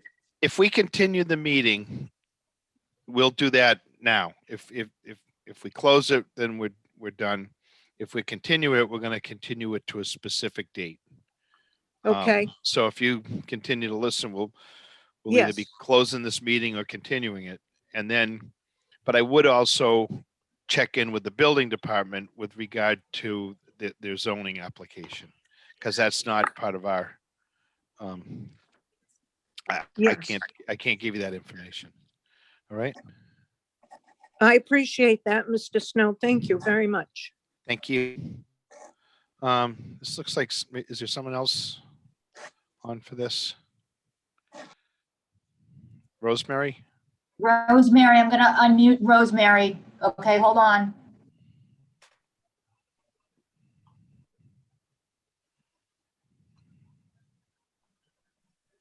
Rosemary, you're on. Hi there. I'm Rosemary Economo. I'm an abutter as well. My property is on 3 Milton Street, and I back up to this property. And I just had one question, because Andrea previously had the very similar questions as I had. And they were great, and I thank you for all your answers and comments. But the one question I do have is, on the plan, I see in the back end, it says provide a vent with a charcoal filter. Could someone explain what that is and what that would be about? Because my property is like right behind there. Sure. Yep. So that is a vent for the septic system. That is a standard charcoal vent that you may have seen on other properties. It's a 4-inch piece of pipe. It's probably about 3 feet off the ground, and small filter on the top for filtering the air. It's a standard vent for an underground leaching system. So it's a short piece of pipe sticking out of the ground. Does it emit any odors or any? I don't know. You just No, anything I should that's be what concerned the of? charcoal filter is for. Okay, Yeah, just like I'm sure there's many others in and around you there. There shouldn't be any odor coming from the system unless it's not working properly. should it be a certain amount of distance away from the property line? And that, no, there isn't, but and that's just to show that the system is going to have a vent. It may not specifically be right there. They may decide during construction it may be up against one of the piles or further away from your line. It's just an indication that this type of system does require a vent. Okay. And there will be something in that area. Okay. And then it shows the end of the deck. Is that 12.5 feet from the property line? Is that where the structure will end? Yes, Okay. yes. That's Alright. the rear setback. So it looks like the house is 20 feet back and then the deck is 12 feet. Okay. 12 and a half 12 feet and a from half the feet, property yep. line. Right. And the side, it's, and I stated earlier, 10 feet, and someone corrected me, and that's absolutely right. The side of the building is 8 feet. The zoning requirements for this district is 8 feet off the sideline, which is what the building's proposed at. I know that's. Okay. Well, thank you very much. Just also in response to what Andrea was speaking about the zoning board, will we be getting any kind of notification of any hearing on the structural design of this and approval? I'd recommend that you call the town's building department and speak to someone in that office because they're the ones that would handle the zoning hearings. Okay. Well, thank you very much. I appreciate. You have a nice night. You too. Thank you. Anybody else? Any other members want to make additional comments? We don't have anybody else in the audience, right? Look like it, Frank. All right. Someone want to make a motion on this? Make a motion to close 10 Newton Street. We have a second? Second. Doug, Okay. We have a motion to close. All in favor, Richard, Yes. Jen? Yep. Andy, Yes. Brendan, Yes. Frank, yes. Great. Thank you. Okay. Thank you very much. Thank you. Have a good night.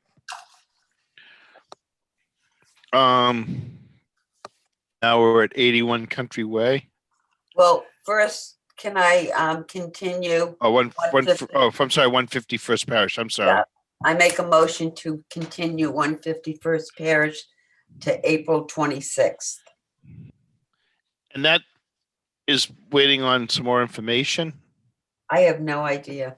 It was a request from the applicant that she'd like a little more time to get her plan together. Is that Okay. that's yes? Yeah, I see a letter from her or an email about still looking into that large tree. And they're aware of what they're supposed to do and not do there, Amy? We've had conversations. Okay. So yes, Okay. Oh, thank you. Spring's coming. We'll see. All right. So what was there was a motion to continue to 426. Yes. All right. That's Penny. Do I have a second? Nobody Second. else wants to? Oh, Jen, thank you. So all in favor, Richard, Yes. Doug, recused. Andy, Yes. Brendan, Yes. Frank, yes. Great. Thank you. 81 Country Way. we opened this one, Frank, Right. 2-8, and I believe that Steve Ivis looks like he's on the phone here, so we'll unmute Steve.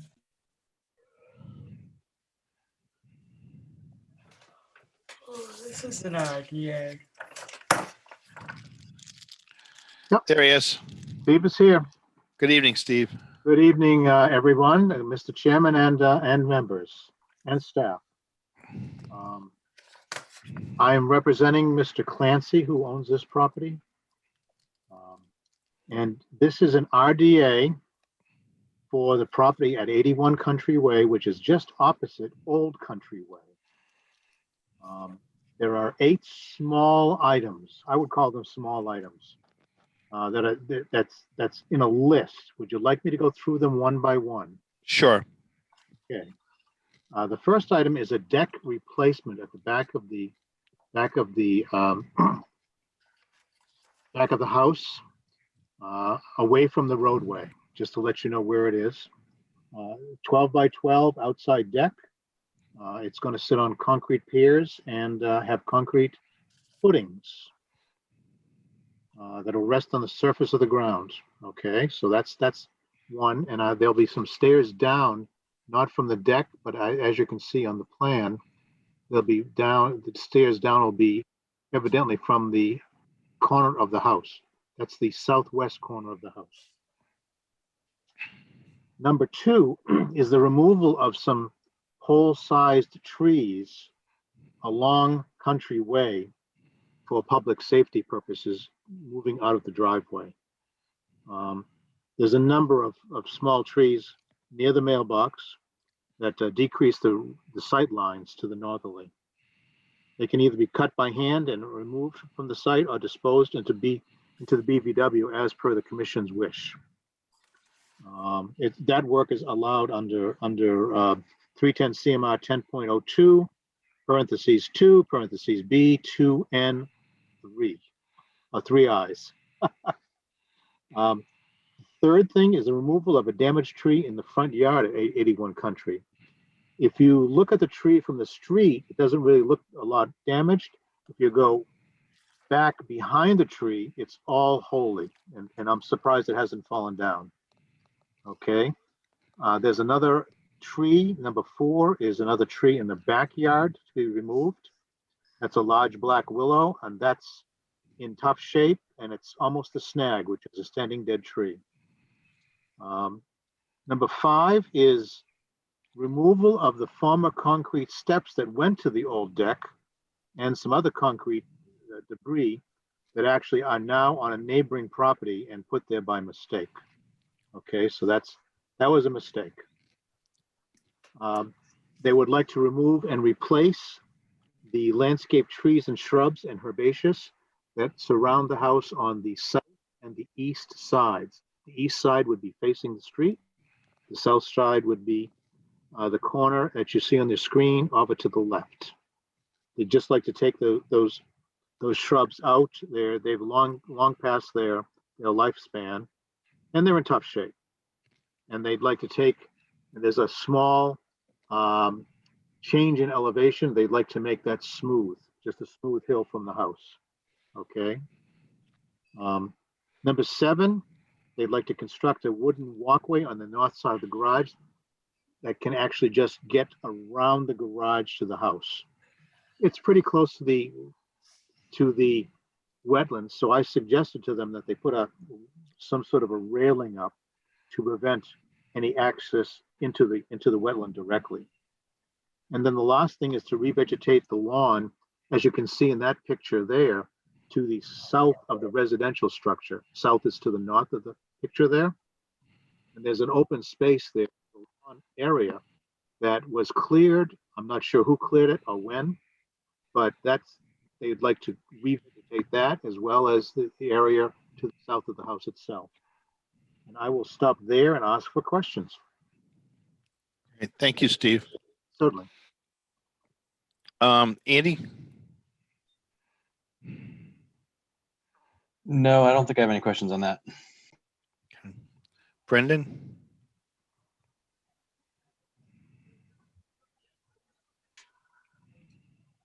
I will not have any questions yet. Okay. Richard?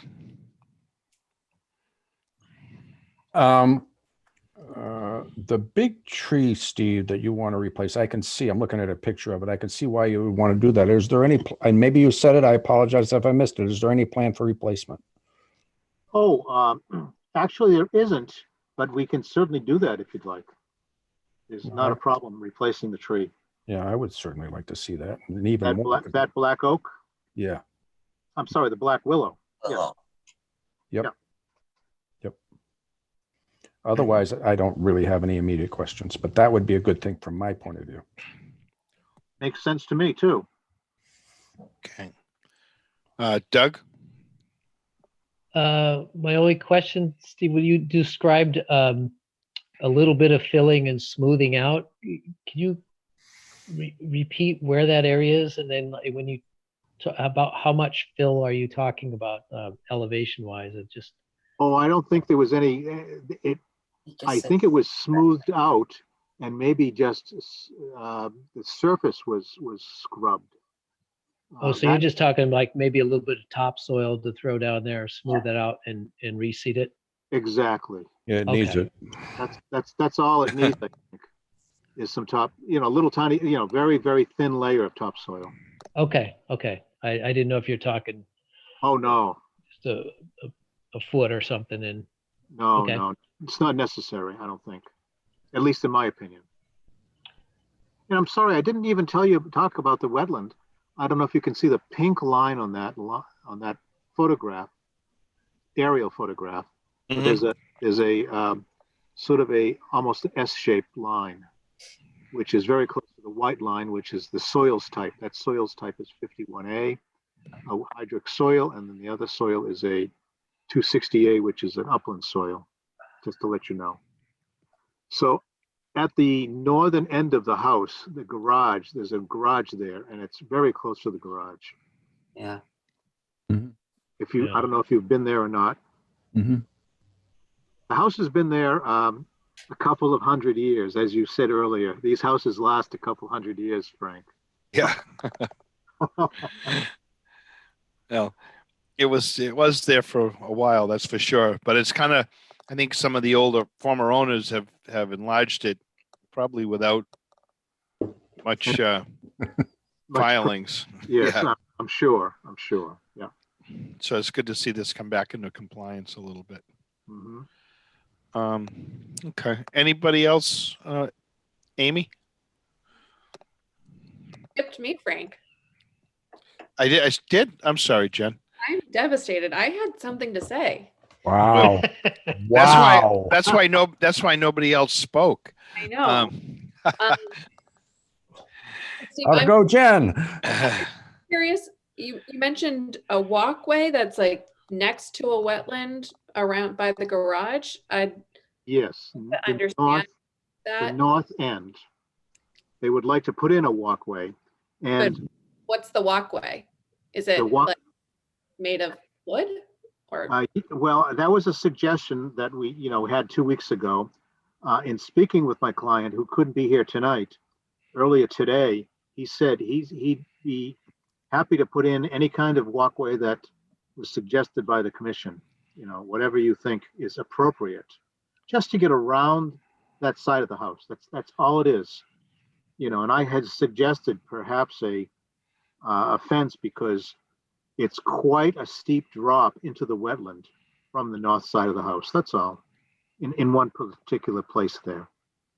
I get that. I guess my concern would just be, do we have a drawing of this at all just to show where things are going? No, we don't have a drawing of a walkway, but again, it's only less than 4 feet wide on the north side. That's nice. Can we have a drawing? I suppose, yes. Okay, cool. It would be nice if you could close and then I could provide a drawing. Yeah. Because they'd like to do some work. Yeah. On the house, that's all, on the south side of the house, actually. Yep. So, Jen, looks like right now the former owners had built a platform over the wetlands Yikes. to expand some use. And that's all being torn up right, Steve? It wasn't in the plan, but we can certainly add it to the plan. There's Yeah, like a big piece of very heavy plywood there. You're exactly right. And I said, let's get it out of there. Why not get it out? right. No, I So- think that it was something that was built by a prior owner, but fairly recently because of the type of material. Exactly. I That would agree. material's not very, hasn't been in the market very long. So someone had gone ahead and built some sort of platform right over the top of the wetland Right. on the right side. And I think that could be part of what we do here, that get removed. Yes. And then I would agree with Steve, it would be good to have something so that people aren't walking in the wetland around that side of the house, a simple wooden walkway that we could get a sketch on that. Sure. Would be helpful. Sure. Unfortunately, this house is built right into the wetland on that north side. It's, maybe that garage was built before the act or something. I don't know. Yeah, I'm sorry. I don't know the origin of the date of the origin of the garage. Right. Just don't know. Yeah. But Doesn't fit. it's all pretty tight. It is. Yeah, but this would sort of bring the property at least a little bit more back into compliance. So yeah, why don't we can include that and Sure. and so a sketch for the walkway would be great, and maybe replacing the tree. Yep. And putting some topsoil down. Those are the things I have. Do we?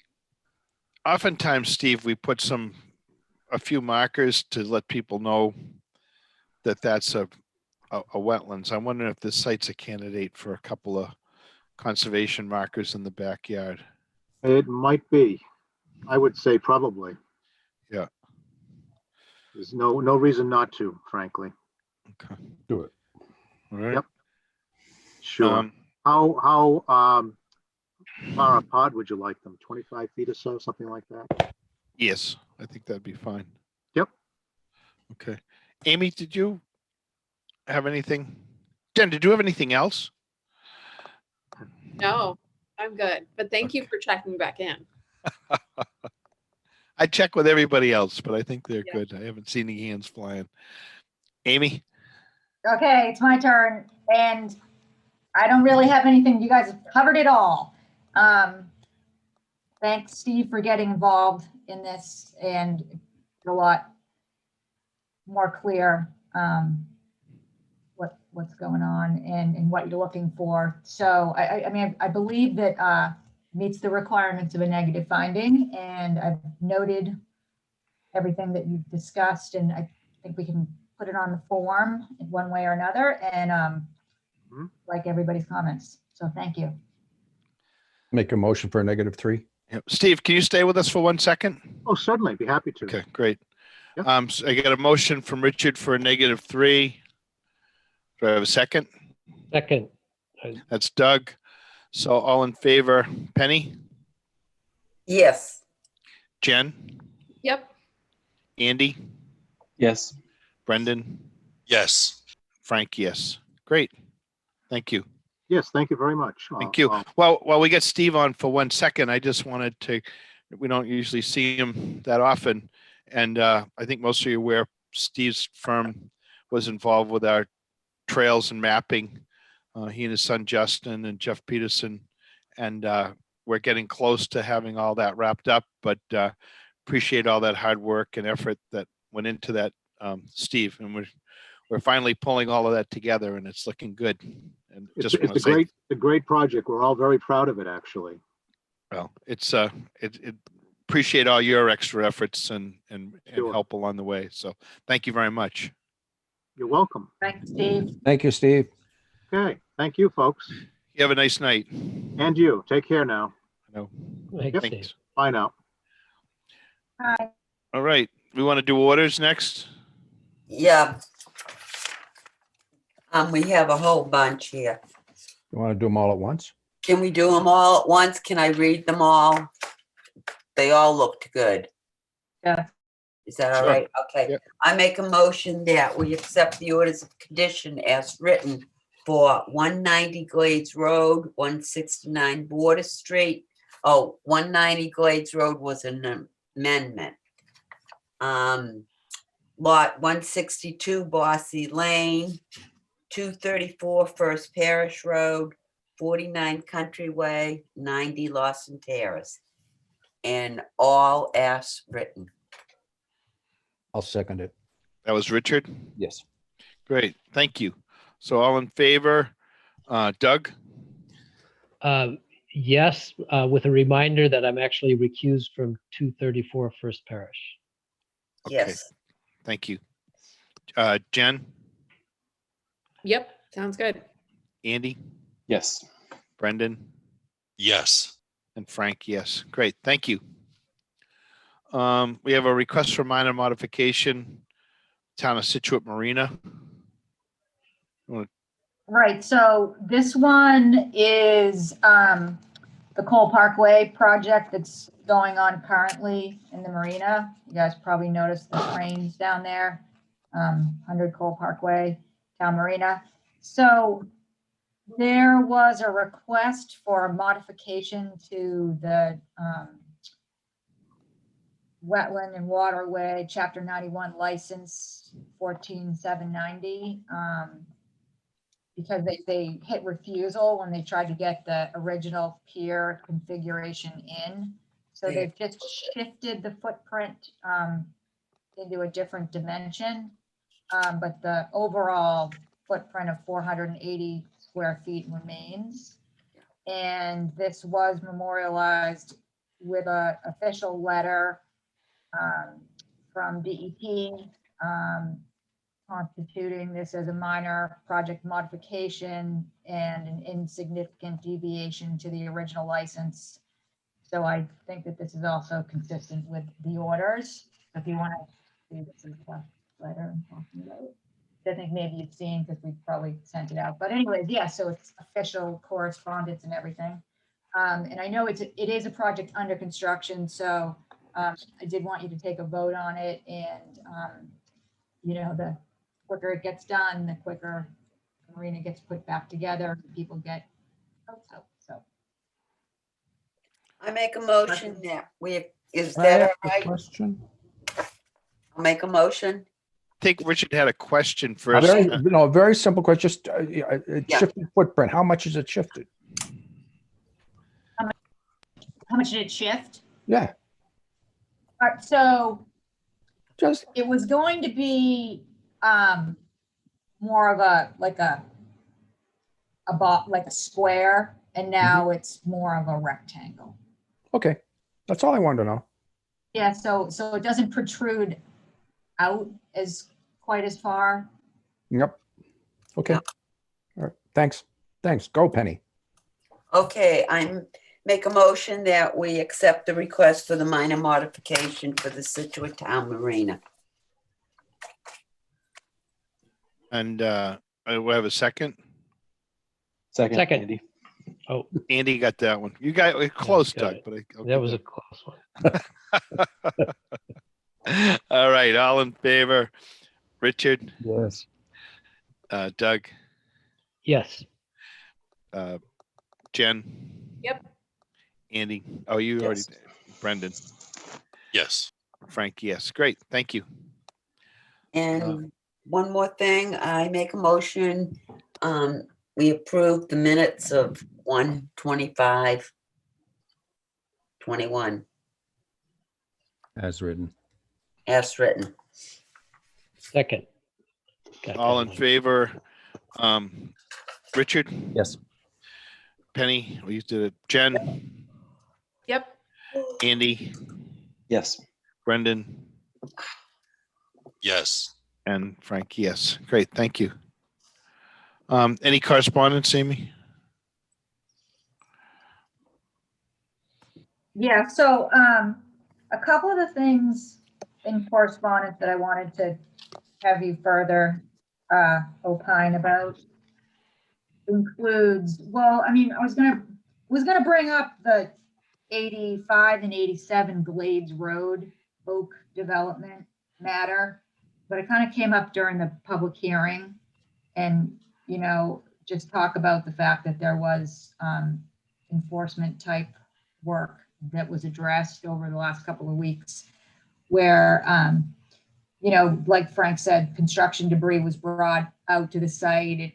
Some of it made it into containers, some didn't. And actually it ended up with the DEP strike force team came out because in fact, you're not allowed to take construction material from one property to another. It's supposed to be generated on site.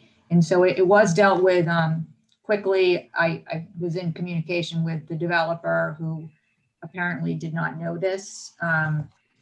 But first time offense, I think we're probably good unless anybody has any opinions that they want to share. We can move on to the next one. It wasn't his first offense in that he's had several violations since the day he acquired the property. So it might have been his first offense of this particular type of offense, but I feel like I've used the word offense a million times. I would like to know what fines are being assigned to this developer in accordance with the regular violations. I'm frankly so tired of abutters texting me.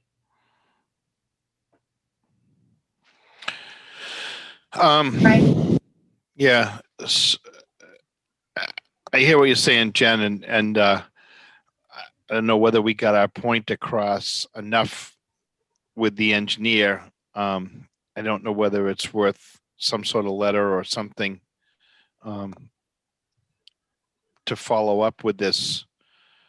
They have been really aggressive. You know, we've given them an opportunity to do some things there in terms of the cleanup and whatnot. And it does seem like they're just pushing ahead, which definitely bears some watching. Sometimes a fine, or I always think that a cease and desist is almost gets more attention than a small monetary fine, because someone will pay a short amount of money to just keep working. So I don't know whether it's worth, Amy, you know, putting them on notice, and that if we find an additional violation or a deviation from the orders, that we're just going to give them a cease and desist until things get squared away. That's my thoughts on that. I mean, if we don't do something, and I guess that's the part with either a notice or a letter, otherwise the next time's the first time in their mind, and they've already had a few of them. So we don't want this to keep going on if it can be avoided. And I know that we're going to hear from people this summer. The woman in Hummerock with the house going up. It's just all this work going on is going to be frustrating to people that live around it. And it'd be good to know that the contractor's somewhat cognizant of that. But yeah, I mean, there's a lot of things when they go to build that are out of our jurisdiction that we still hear about, for sure. I mean, they've had verbal notice of the violation, and they did take immediate action actually after a few calls. You know what I mean? It wasn't like the first time. And I agree with Jen, this is one of a couple of things that they've done. Although this particular violation, I think, would really be assigned to the other addresses. So the ones that are already permitted, 85 and 87. But I think that's a great idea. I mean, it's such a grouped property that they're all, you know, really, where do you draw the line, right? So we don't have stakes out there pretty close. So we'll send a letter, and if next time they do it, we'll have grounds for fining. The little fines that we do. Like, I cannot go through these 4 projects without him actually feeling some level of responsibility for good behavior.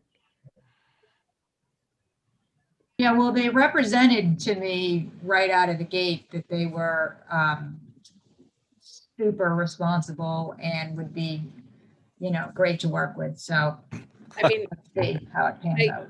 I don't want to take up anybody else's time with this, but we can talk about it. If, Well, no, I think that's a good point, Janet. And we are going to have, we have certain projects and, some of the larger ones was the same way that they were sort of ignoring our orders or the request or kind of just, doing what they wanted to do until there's definitely some repercussions for their actions. So that it's well noted. And I think that's maybe where we should go with this. They've gotten some notices, but it did take some pushing. And I think, Amy, when you're reaching out to them or corresponding or whatever, that it should be noted that the next time will just be a cease and desist until it gets sorted out. So there won't be any surprise to them, or they can't say that that seemed unfair, because they're already well into a few strikes in my mind. Yeah, totally. And we'll also CC the DEP. How does that sound?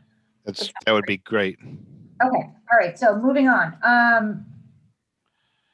Open space donations or just property donations. There's a small list, kind of a growing list of properties that we've been contacted about to accept as donations. And so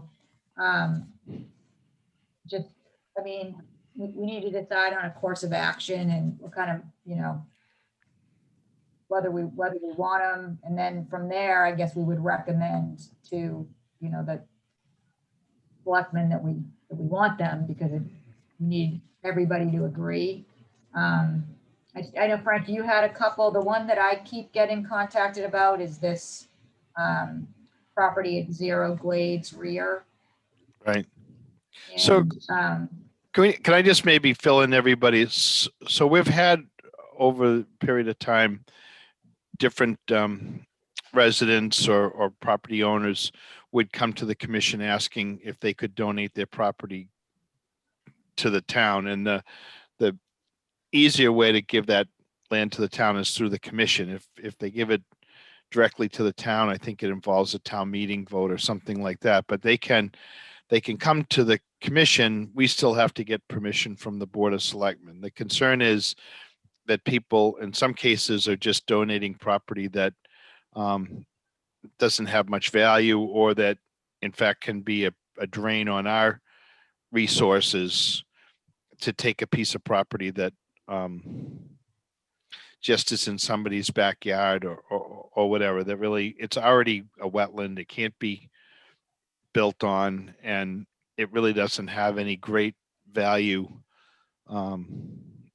for us to have it, other than it's another liability or something that we have to look after. So I think we need to think about that when we do take some property. One of the things that's really important is if there's property that is in our water protection district or could protect water resources that go into our aquifer.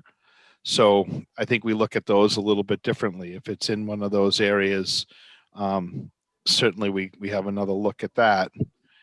And then specifically, there's two like opposite ends of the town. There's one in the west end that the folks would like to donate an area, and it's all wetlands. And we really just have to look at the water flow. But I think that particular property either flows towards our aquifer or Cohasset. So in either case, it's a property that does that. In the case of the Glades Road, it's a beautiful piece of property, but right now it has a building on it.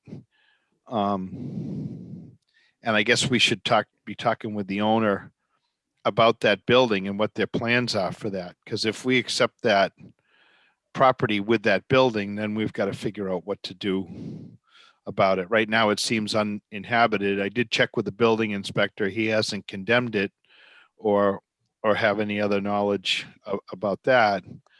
But it's the property has minimal access, but it would be a nice piece in terms of giving folks some access to that marsh because there's very little around here. But in getting to it, you're really cutting right into the back of some folks' backyard. So I think we have to look at it maybe a little closer. I talked to Andy.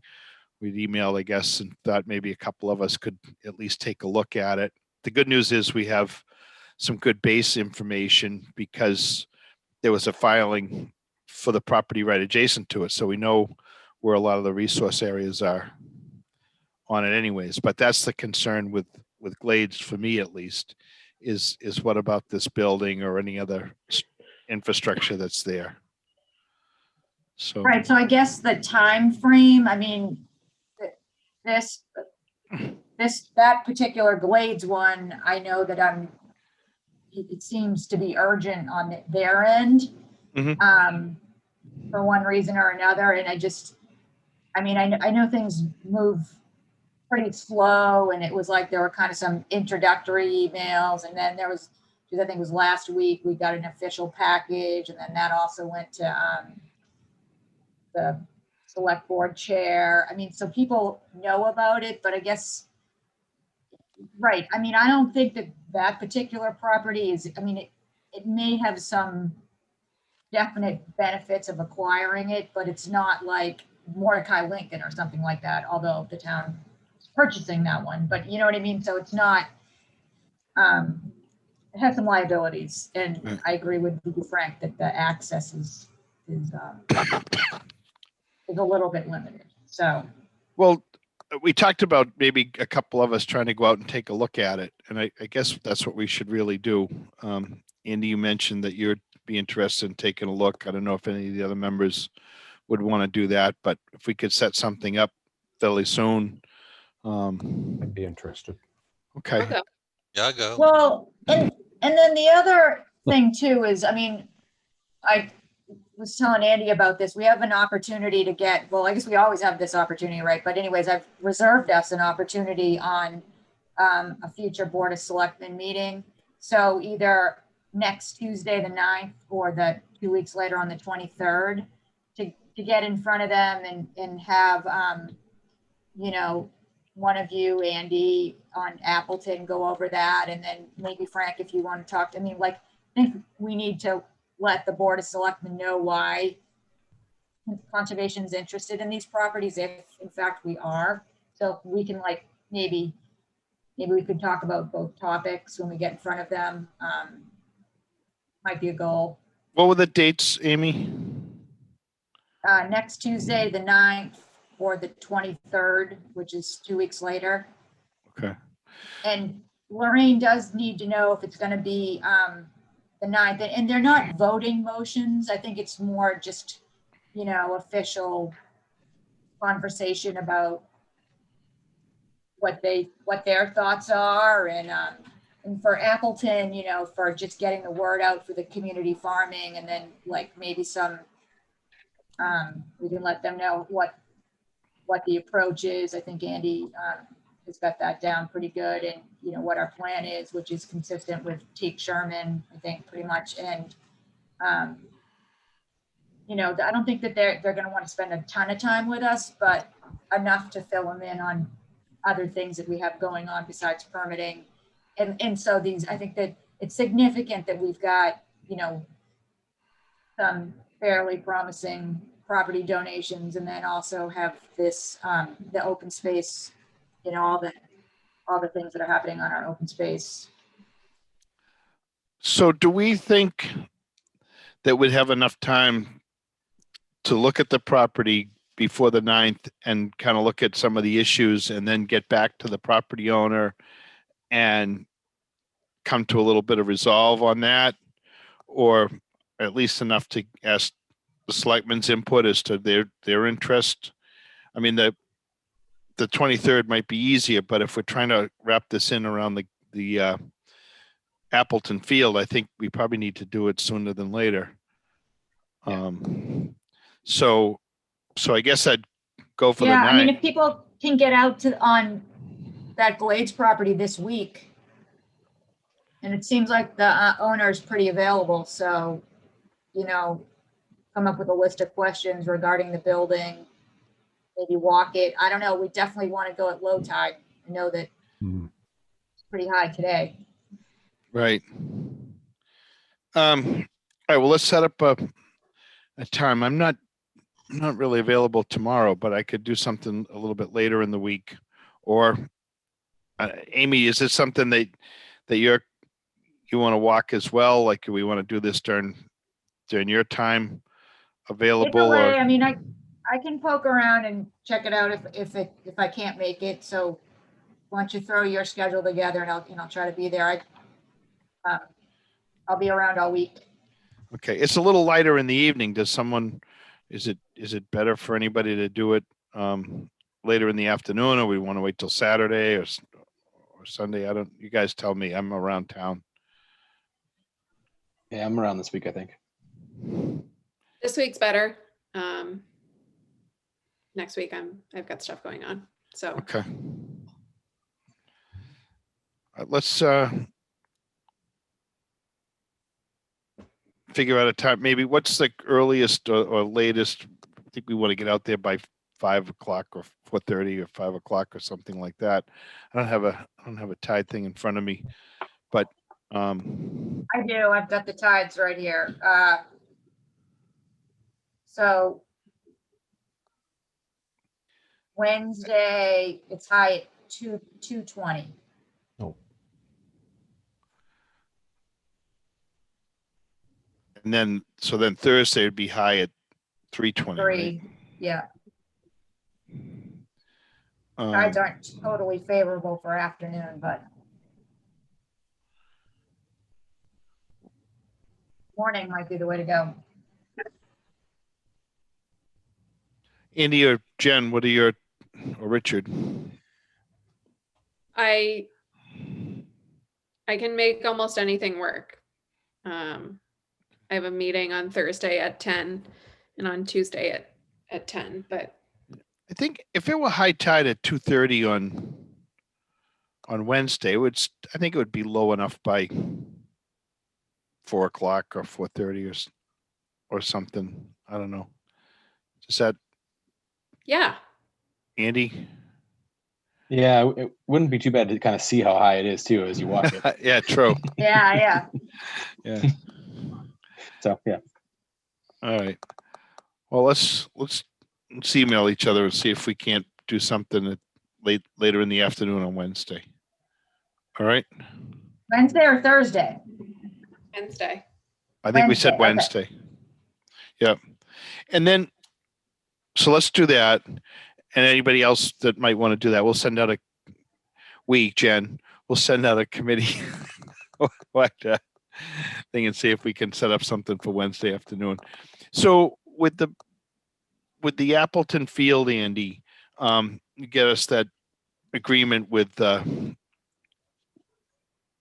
Teak Sherman. It seems like we could easily revise this to say Appleton Field. Yep. And then maybe a little bit of change in players or something like that. But I think that's kind of the information the town administrator was looking for, Amy. Do you agree? Do, and I also think that some kind of public notice, get the word out there so that, whether it's a lottery or something, just so that everybody knows about it. It's not, inclusive or something like that. If you wanted that, for sure. So, Andy, what do you? How do you see this going? I mean, we have to let folks know, and then we'll have to come up with some way to put together some plots. Yeah. And then I guess it would really be the users would have to sort of pitch in to do their prep and stuff like that. Yeah, I think for year one, we'd want to lay out, what the situation is. So, if you're signing up, you're prepping your plot and putting in some of that work. but yeah, I mean, Teague Sherman is probably rolling out their recruitment process in the next week or two. We could replicate it. We could probably even go a little broader with it and find some other places to put it to make sure it's known around town. And then I don't imagine we will need a lot. I mean, we'll have a system in place. I don't imagine we'll need a lottery year one. I think there's plenty of space to accommodate who's out there. So we'll need to have something in case, but I think we should be able to accommodate folks. And then most of the people who have been kind of successfully leading Teague Sherman are willing to lend their leadership and expertise over there. So it seems to be going well there. So I think we could get it going. Okay. That's good to hear about Teague Sherman kind of being willing to share that knowledge. Yeah. Okay. It's helpful. Well, then maybe we should get on the agenda for the 9th, and we'll work to get our ducks in a row so we can explain this. Sounds good. How many plots are there, Andy? Say it again. How many plots are there? It depends on how we do them. I mean, limitless. I mean, 10 by 10 on that field is, I don't know how many. Right. Hundreds. Well, I could do the math. It's like Andy had a map, and it was sort of parcel. He had it broken up into parcels, some that would be more like, residents with a small plot. And then hopefully by next season, or as soon as possible, we could get some of the larger plots, maybe get some proposals from some folks that want to use a larger piece of land. And, if maybe we could get a little sense from the selectmen that they're on board with this, and explain basically that the longer we let this go, the more overgrown the field gets and the more difficult it is for people to farm it. So the quicker we can get on this would be beneficial all the way around. Yeah. right. And is it open to non-residents or just residents? And Teague Sherman can has you have been more just than one residents. plot? Oh, I'm sorry. Teague Sherman has been only residents. You can have more than one. There's some we haven't gotten into the details at Appleton. There's some flexibility there because it's a little bigger. Like, you could potentially have an area of 20 by 20 plots for a handful and a bunch of 10 by 10s, or you could, I think there's more flexibility out there. You could give people 2 10 by 10s if they wanted it. So there's just more space there. And is there like a membership fee or something like that? Yeah, so that's where Which- at Teague Sherman Sustainable Scituate manages that, which is good because they can be the administrator. And that's the plan for Appleton too, is Sustainable Scituate would do this one too. Yeah, I need to hear from them, but that's an avenue we're pursuing right now. I can probably We need get to have, an we need answer to have that by the worked 9th. out Mhm. by the 9th. Okay, yeah. Yep. All right, sounds great. Sounds like a plan. Yep. Yeah, I'll get more of those details down. Thank you And very much. I'm sure some of the folks who would be willing to help could be there too if we wanted them.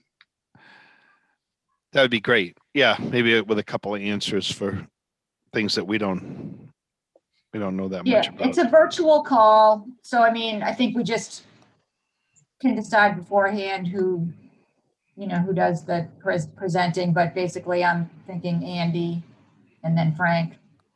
And Yep. I'll be on the call if I get called on or whatever, but probably you guys can handle it.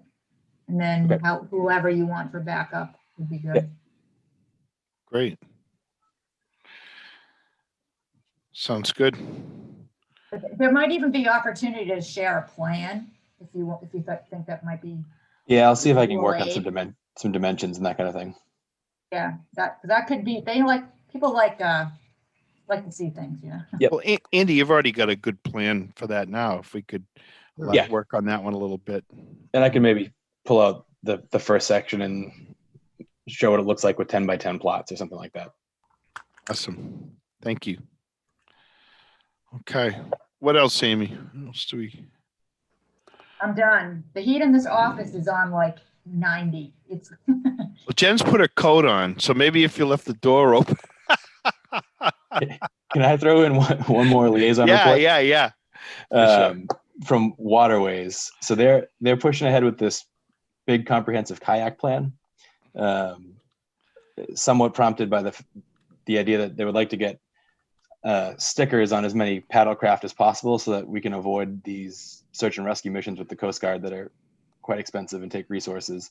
But it's kind of opened up a whole investigation into how we should be approaching paddlecraft. And they're interested in putting up racks in a couple spots in town.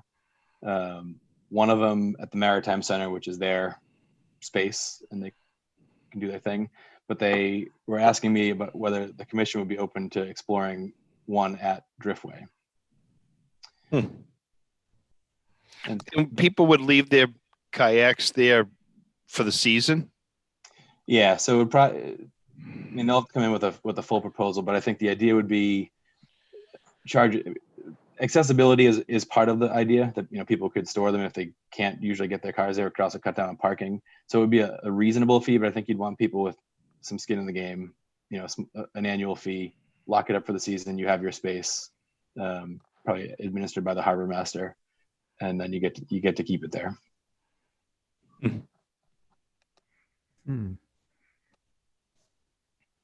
think that might be okay at the Driftway, but I mean, I would envision it to not be on the banks of the, like, right there on the river. I think you'd want to probably put it up, and I don't think we want to give up a parking spot. You know what I mean? Yeah. This location would be something. I went down to look. I was thinking like maybe in that, on the other side of the rocks from the parking lot, but along the bushes there, kind of at the front of the parking lot, you know, where they're currently putting trailers, but kind of discreetly in that corner. Maybe a dozen single rack, nothing overwhelming. But, you know, the goal of making the water more accessible to people, cut down on some parking and some use of the ramp, that kind of thing. Seems like a good idea.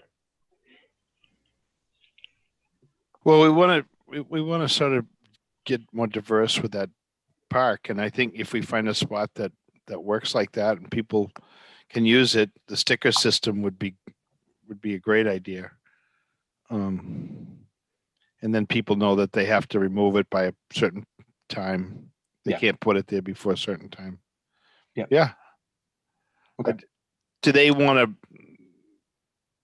put more of a proposal? They just want to know if that was something we'd entertain, or? Yeah, I think they will put together more of a proposal. I just wanted to let them know if it was dead on arrival or if it was something we could look at. We can look at it. Anybody have any objections? I don't have an objection. I feel like I have a caution flag on it, just being a slippery slope of turning into Museum Beach. But that would be it. Yep. Did they mention that, Andy, Museum Beach is a possibility? I mean, it seems like a lot of people are looking for places for the harbor and neighbors. Yeah, I mean, they mentioned a lot of spots where you could launch. I was sort of feeling like the commission didn't like the idea of a rack on the beach, so I was discouraging that as a spot. I don't support that. I don't want us to turn into a museum beach with just kayaks everywhere. But I guess I just wonder if it's even valuable. Just because you can so easily get a car there,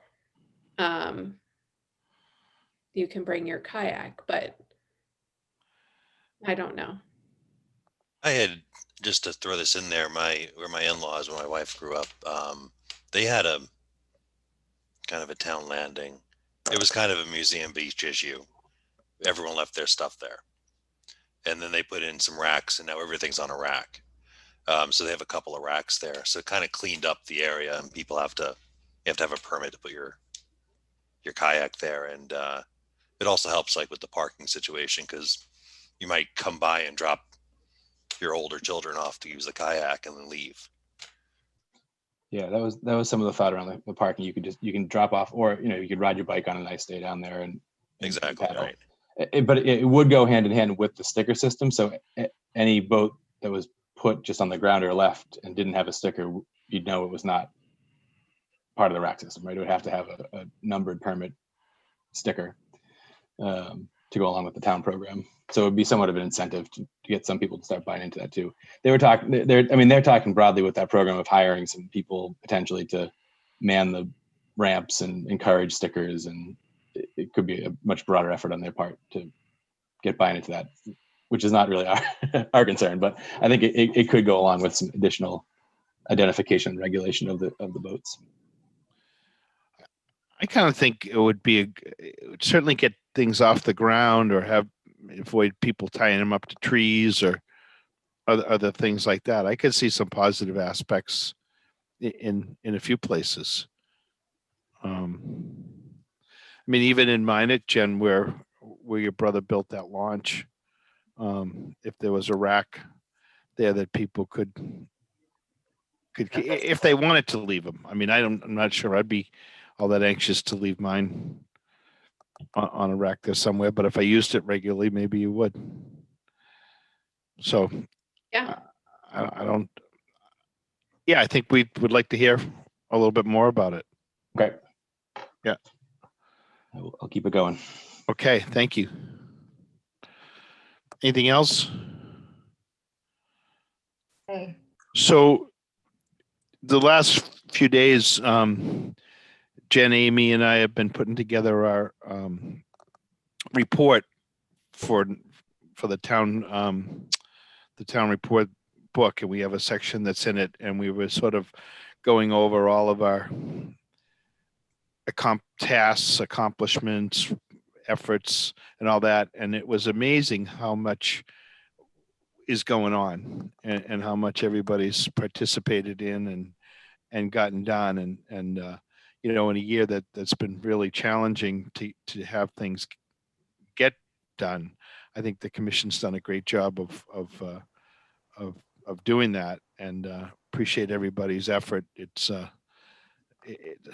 I was surprised. You don't think about it day to day or week to week, but when you summarize all of it, there's certainly a lot of activity just in our commission alone, and I think I really appreciate everybody's efforts to do those sort of things and get stuff done, both members and staff. So thanks, appreciate it.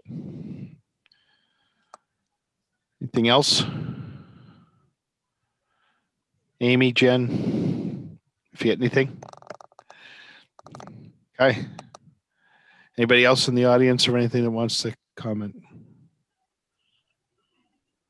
I want to know why Penny's in the dark. Like, what happened? Is she sad? Did she mute herself? I shut the lights off. My head is bothering me. Oh, shoot. So the room's dark, that's all. All right. But I'm still kicking. All right. Well, we'll make a motion to adjourn. Yes. Thank you. Who seconded that, Jen? Yeah. All in favor? Richard? He left. I think that was a yes. Doug? Yes. Jen, she seconded. Andy? Yes. Brendan? Yes. And Frank, yes. Thank you all.